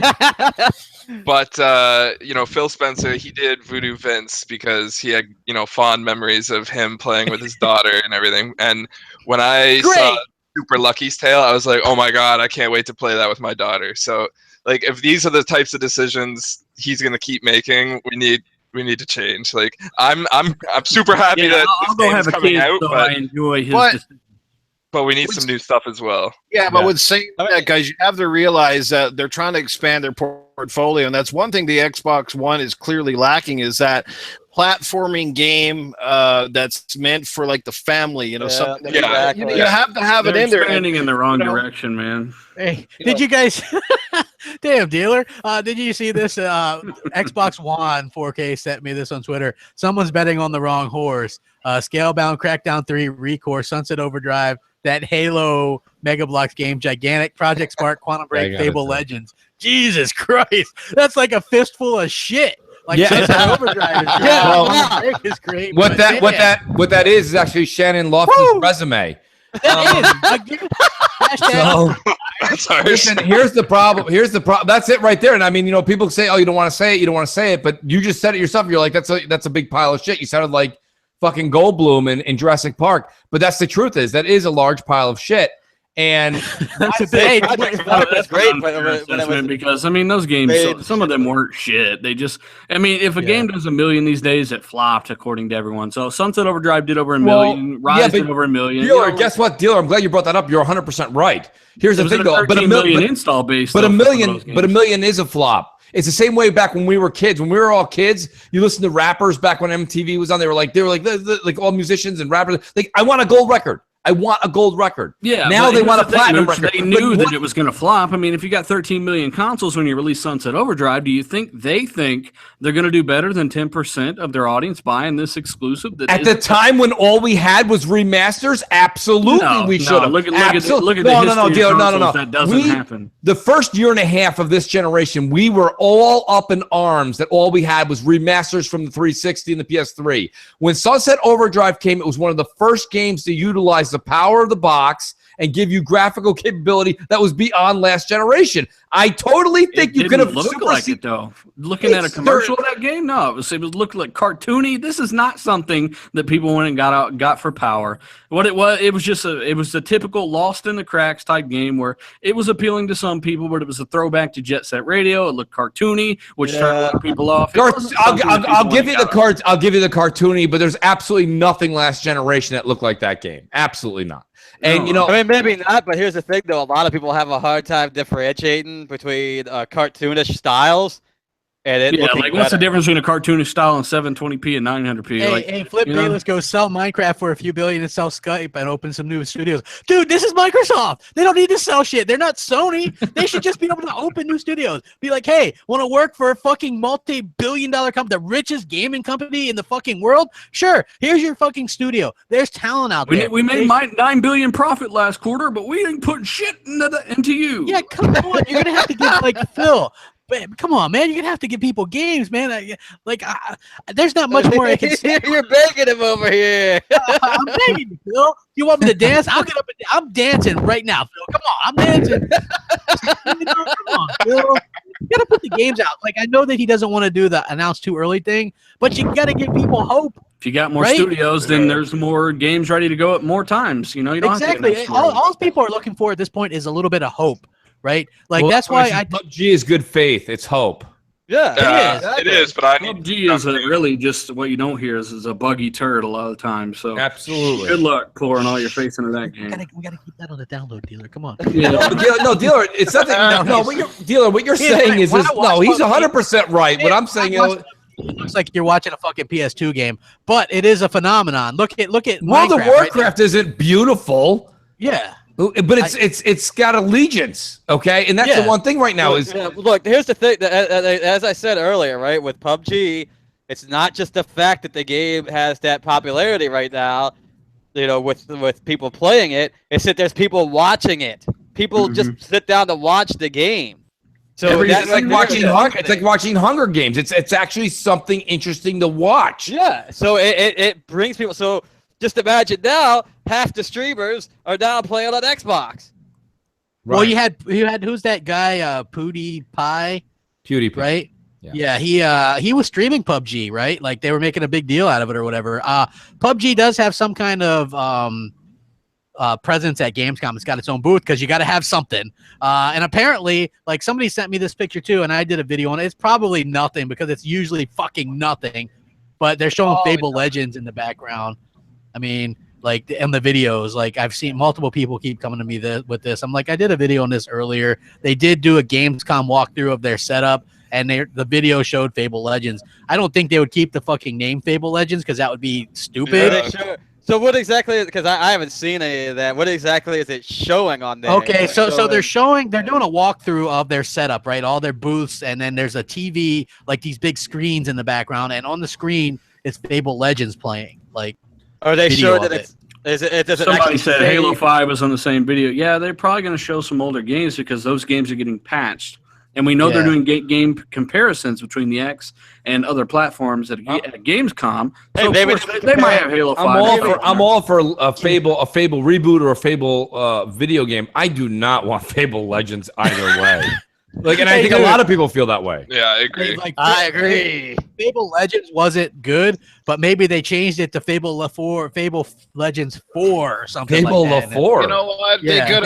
They could have done justice, or at least done some good for fans by strapping a small team and at least doing a like Fable Collection remaster. Even that would have been kind of cool. Yeah, that would have been cool, actually. Hey, yeah, you know what? That would have been cheap, right up Microsoft's alley. Scrape a couple remasters together. Yeah. But you know what's funny? Going back to Dealer's point, Dealer, you made a point about, you know, not having anything serious enough. Even with Fable being that RPG game that is Microsoft's IP, it's still cartoony.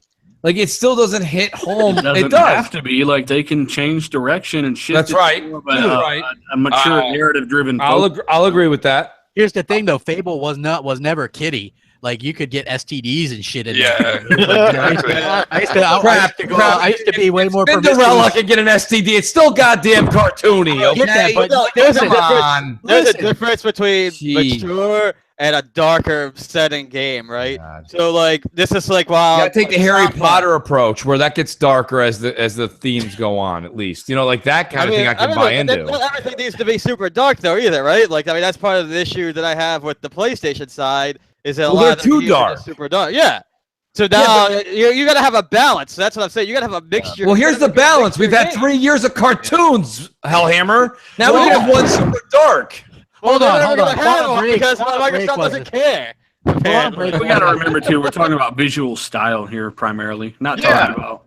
Yes, we're not talking about death. I'd like to see a shift in visual style. I loved that Fable didn't take itself too seriously. It had a very specific art style. I mean, it was realistic in combat and nature of the topics and how it handled stuff. It just had that sort of, you know, a little bit of a cartoonish look to the characters, kind of biggish heads, kind of over-exaggerated limbs, that sort of thing. Fable's one of my favorite games. Yeah, well, you know what? They're obviously gonna do something with fucking Fable. Is it going to be something there? I don't know, because they already did something. It's called that fucking card game that they fucking threw out to everybody. Woo! Oh man, come on, guys! You guys are bad. Listen, in this video they showed Halo, Gears, and Fable. They probably just mistaken that damn card game for a real Fable game. No, it says fucking Fable Legends on the goddamn screen. Sure it does. It does. Hey, somebody that's watching, send me the fucking tweet. And send it to Hellhammer 2 that with the fucking thing, the screen capture where it says Fable goddamn Legends. Was they fucking the wrong boxes or something? I'm trying to think of a reason why they even had that team make a. Hey, you know what? Probably because they're too cheap. Gotta be to capitalize on that fucking Hearthstone. Yeah, like, man, we can't afford enough new Xboxes to put out here to show off games. Let's just do on some of these old ones with the old demos. You know what Microsoft could really do to announce it, to really rub this in, like the Crackdown thing in people's wounds? Go, we're happy to announce Crackdown 1 and 2 on backwards compatibility right now. You know what? Getting a Fable card game is the equivalent of your buddy saying, tonight I'm going to get you laid. I'm going to get you some pussy. And then all of a sudden he just takes out a picture of a fucking vagina. Oh, man. Noof. No, not like this. Not like that. Not like that. Okay, maybe it went off the mark a little bit on that one. So also, just to reiterate, guys, Phil Spencer said he's going to talk. There's going to be news about the pre-orders for Xbox One X tomorrow. The good news is that with all the bad news that they've been releasing lately, pre-orders should probably be, there should be a lot of open spots. That damn comparison better be damn good, Phil. Yeah, they better. Hey, here's a comparison of Super Lucky's Tale running on the Xbox One X. You better be, The regular Xbox you better One. be comparing that shit to Super Nintendo. It better look real good. Here, hey, if Microsoft don't watch out, man, they'll lose out to the fucking Super NES Mini come holiday season. I mean, Jesus Christ. Hey, Look, well, they were already the caboose there for a while. I mean, come yeah, on. that's good segue. Let me ask you guys this question. They went under 100K last month MPD. What's the thoughts on this? Like, Mooch, you got to have some kind of thoughts on this, right? Well, I mean, we know we're in a holding pattern, right? We're like floating over O'Hare Airport. Holding pattern. We're waiting for the X. You know, I mean, listen, how many people are right now that whether you're an Xbox faithful or not, or if your friends are playing Xbox or not, half the people that are playing Xbox that are like, I'm going to actually do what my friends do and buy an Xbox. Well, their friends are saying I'm buying an X, so they're waiting. I mean, everything's on a hold right now. So, I mean, I don't know how to actually judge this decrease in sales. Is it a promotion to say, hey, guess what? This is actually going to be positive news for the X? I mean, we've all said this a few times, but that's the way I'm leaning. I don't think there's a rapid decline right now. I mean, listen, I love Hell. I'm enjoying Hellblade and DLC for Uncharted's coming out, but casuals aren't aware of that shit. You know what I mean? Like, go ask any casual gamer who just loves Call of Duty. They're like, you know, I got to go buy a PS4 because that DLC is coming out next week. Nobody knows what the fuck you're talking about. So, I mean, I really think we're in a holding pattern. But ultimately, you are right. This all kind of stacks up on the holy shit-o-meter at Redmond. Yeah. But yet, don't worry. Tomorrow, everyone's going to show up tomorrow at 11 o'clock at work. Not at 8 a.m., at 11, because that's when they get to work in Seattle. And they're just going to take they're going to have a latte. Well, it's an afternoon latte, really. Yeah. But, you know, it's just, listen, I've said this a million times. Bring an Xbox studio to New York and watch shit flip in about roughly 6 months. Because around here, the minute you don't do something where I work, you get reamed the fuck out. And that does not happen over there. Everyone over there is just like, you know what? Why don't you take a walk on campus? Get yourself a drink. take a tweet. Take a picture of the sun and tell everyone, no, the campus looks beautiful here. Just do that for a few hours. Get your mind clear. We don't do that over here. I heard that the Microsoft campus is going to allow everybody to go look at the eclipse instead of doing their job. So I mean, they got that going for them. Take it easy. Take a load off, everybody. Everybody in Seattle, take a load off. Relax. Take 5, guys. We're delaying Crackdown. Take 5. No harm, no foul, guys. It's all good. Yes. Hey, I mean, we got Forza. Hey, we got rigs. I mean, come on. So, I mean, honestly, I don't know. I don't see any. You see these numbers dipping and dipping and dipping. And usually everybody in Redmond. Under 100K is fucking panic worthy a little bit, in my opinion. It's panic worthy. It's also, you know, we've seen more pictures of controllers, right? We've seen a couple more controllers are coming out. A lot of controllers. Graham Boy. Controllers. Xbox Graham Boyd just took a picture and sent it out literally about an hour ago of an Xbox One X with his brand new Nike kicks on top of them. I saw that. You know what they should do? Come out with the Crackdown 3 controller. Sure. What a salt in the wound right there, my friends. Crackdown 3 Nike version. Can't get the game this year, but look at this Crackdown 3 controller, bitches. The slump makes perfect sense, really. It happened with the Pro. It does make sense. When the Pros announced they had with the PS4, and this was already selling less than the PS4, so of course that drop's going to be reflected there as well. So people are waiting for the X, rightfully so. I still think it's going to sell well. Like, with or without Crackdown, like, a lot of people...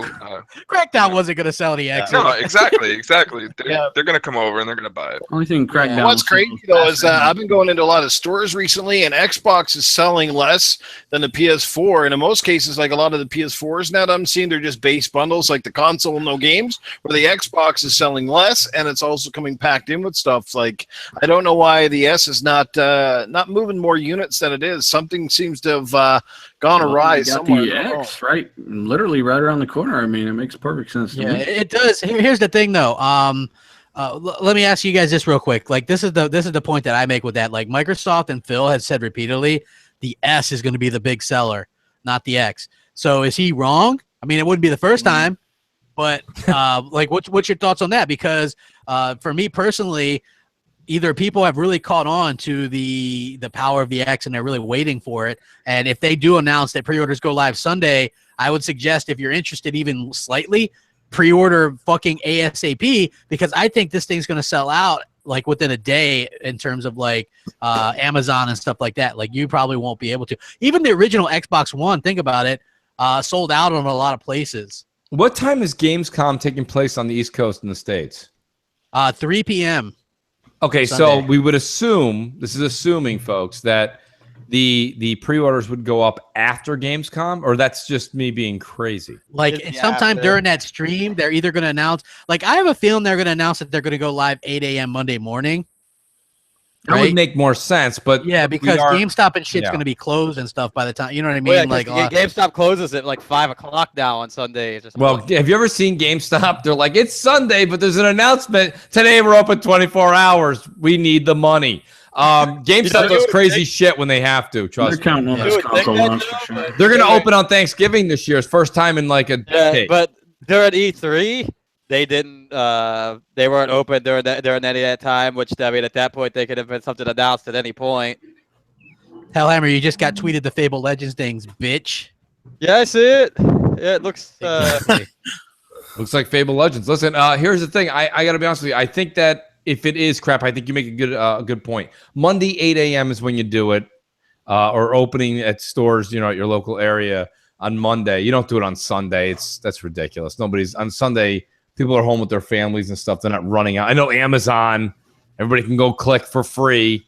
Hi, I'm going to take it. I promise. I'll give you no money. I promise.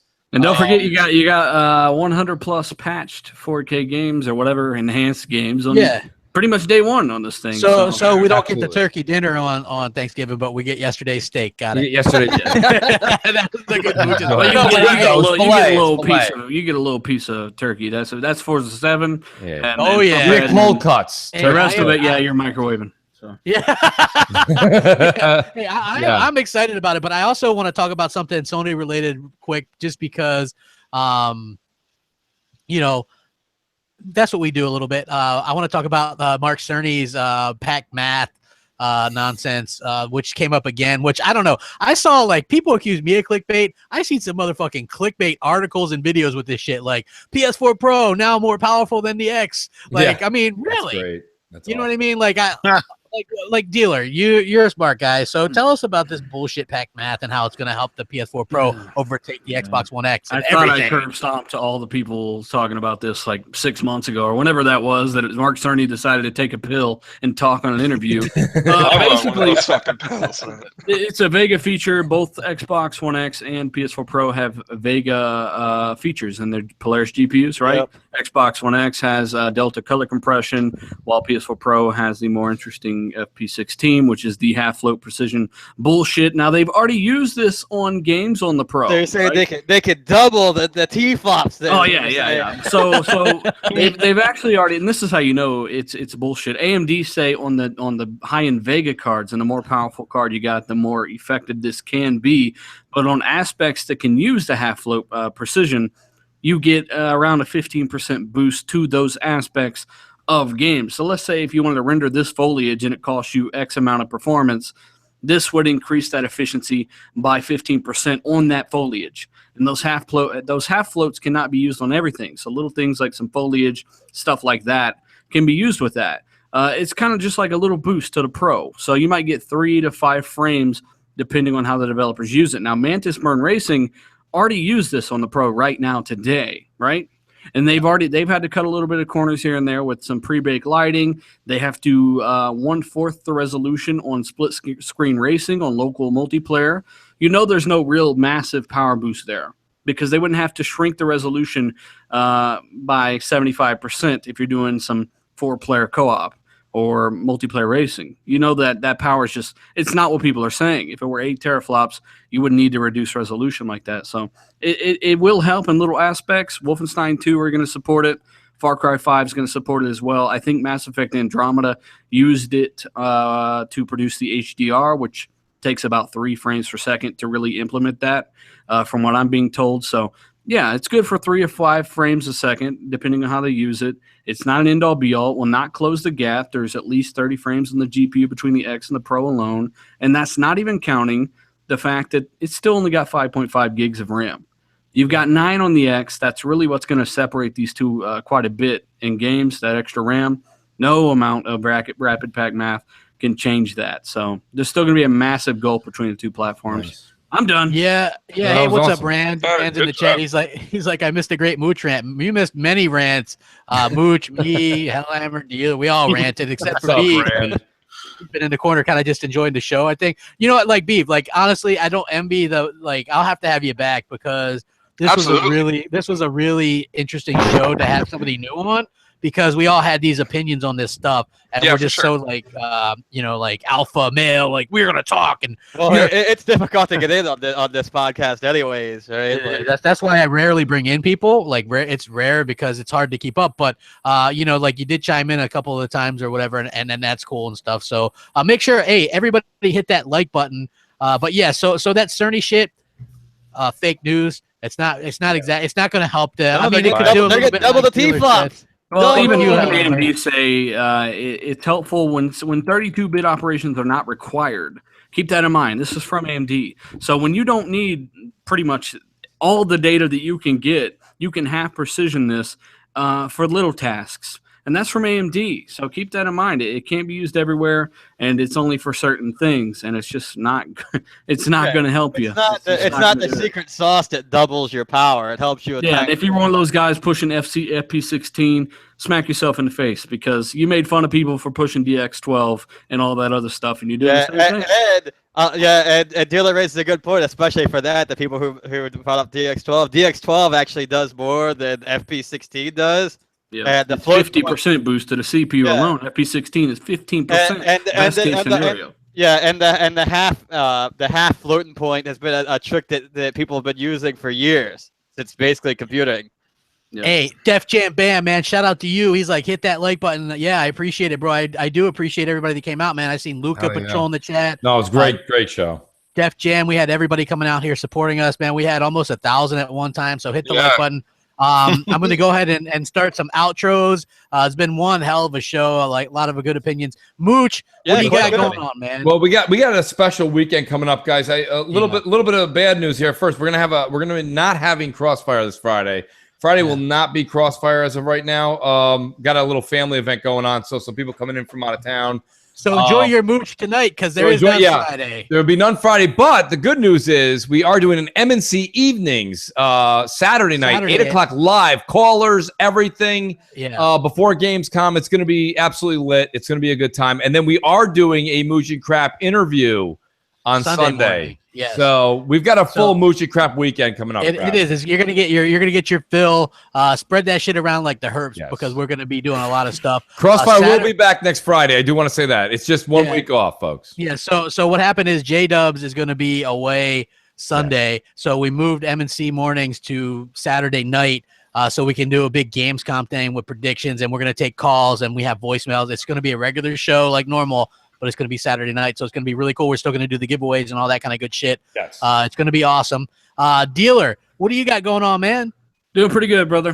Like everyone else, I did do a video on Crackdown, really more in-depth opinions there. I also show the actual lost 2-year-old multiplayer demo that they showed. I show it there while I'm actually talking over it. It looks awesome. For anybody watching that destruction, how detailed that is, the debris doesn't disappear, you've got to check it out. It's in my latest video. Also, people talking about the X's CPU. Whether or not it's trash is irrelevant when you compare it to its competition. It is better. The clock speed alone is 9% faster. And then you add in that DX12 command processor, which adds another 50% efficiency with DX12 games. Now, that's all according to a developer website called Gamma Sutra. It is more efficient than the Pro CPU. So whether or not it's trash or not, it's still better than what's in the Pro. And that's just like everything else in the X, better than the Pro. Yeah, that's just the fact. Everything is better than the Pro and the Xbox One X. Good show, though. Good show. It is. And I just want to say this real quick, because I know there's other people to outro, but everybody does their good job to put on a good show for everybody. I know it sounds like we're bashing the Xbox. It's not exactly the case, but we are concerned, especially with the first-party situation. But at the end of the day, I still think the X is going to sell out initially anyway with the pre-orders. I think it's going to do very good. But if anybody was thinking that Microsoft was gonna let's announce some stuff at Gamescom to smooth things over, that's probably not going to happen. since they pretty much just went over their Gamescom stuff, Right. And that stuff's locked in. So yeah, it's we're in for a little bit of a lull. You're gonna have to deal with a sparse lineup. But if PlayStation dudes can do it, you motherfuckers can do it too. We're tougher than that. We're gonna get all the best versions of the multiplats. It's gonna be a hell of a 2018. It is. It's gonna be a great. It is gonna be a great game. Don't get all pissed off thinking we're bagging on Xbox. I'm an Xbox dude. We're all Xbox dudes. It'll be okay, people. You'll notice the real fans of Xbox. They're outspoken because they want things to get better. So that's why we do it. Exactly. Yeah. Exactly. And Hellhammer, what do you got going on? Top fraud. Oh, okay. Hellhammer's talking, but I don't think his mic might be muted. What do you? The hell you got on there, Hellhammer? I don't know, man. Like your mic not working or some shit. I don't know. There we go. Yeah, not too much. Not gonna make a video about anything because I don't do that. That's too much damn work. But otherwise, you can I'll be back on here next week. Otherwise, you can find me on Twitter at XXHellhammer or on Xbox Live XX_Hellhammer. Yep, there you go. We got it. All the good stuff you guys want to hear, and then we also got Noof. What's up, Noof? We were steamrolling shit today, bro. Well, hey guys, this is a great show and a great panel. This one was definitely fired up right from the beginning. I'm just happy to be a part of it and chime in from time to time when it's settled down enough, the dust settled, to get a few words in. But always great time, great fun. Nice to see Boldly Beavers showing up here as well. And you guys know where to find me. You guys typically in the same old spots, and that's usually in the gutter. But anyway, I just want to wish everybody a good night. It's been a lot of fun, and I do have a quick message before I go, and it's from a guy I think you know pretty well. Well, hey, friendly, deadly people. I just wanted to quickly chime in. I won't take up too much of your time, but this is Cletus here.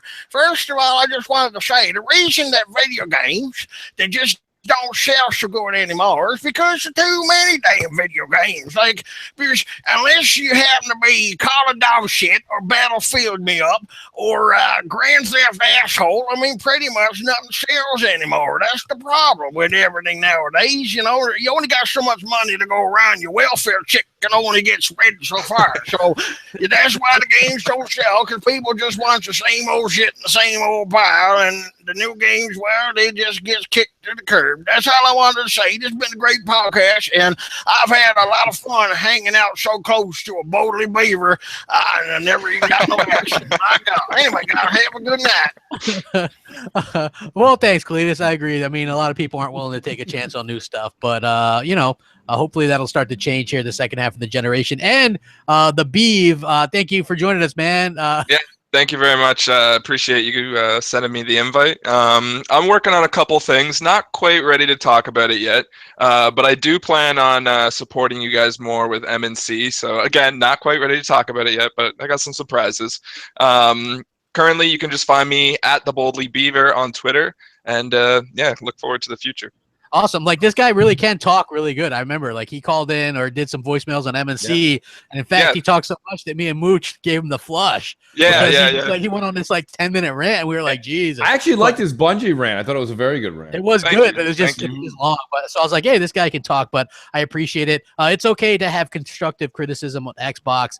They're still going to do some amazing things, and I'm still excited for the X. Hopefully you guys are as well. We're the biggest fans, right? So we're allowed to have a strong opinion. Exactly. So I appreciate it. Thank you guys for watching. You guys have a great night. Things are going to be fine. Rack them up. Catch you guys later. Peace.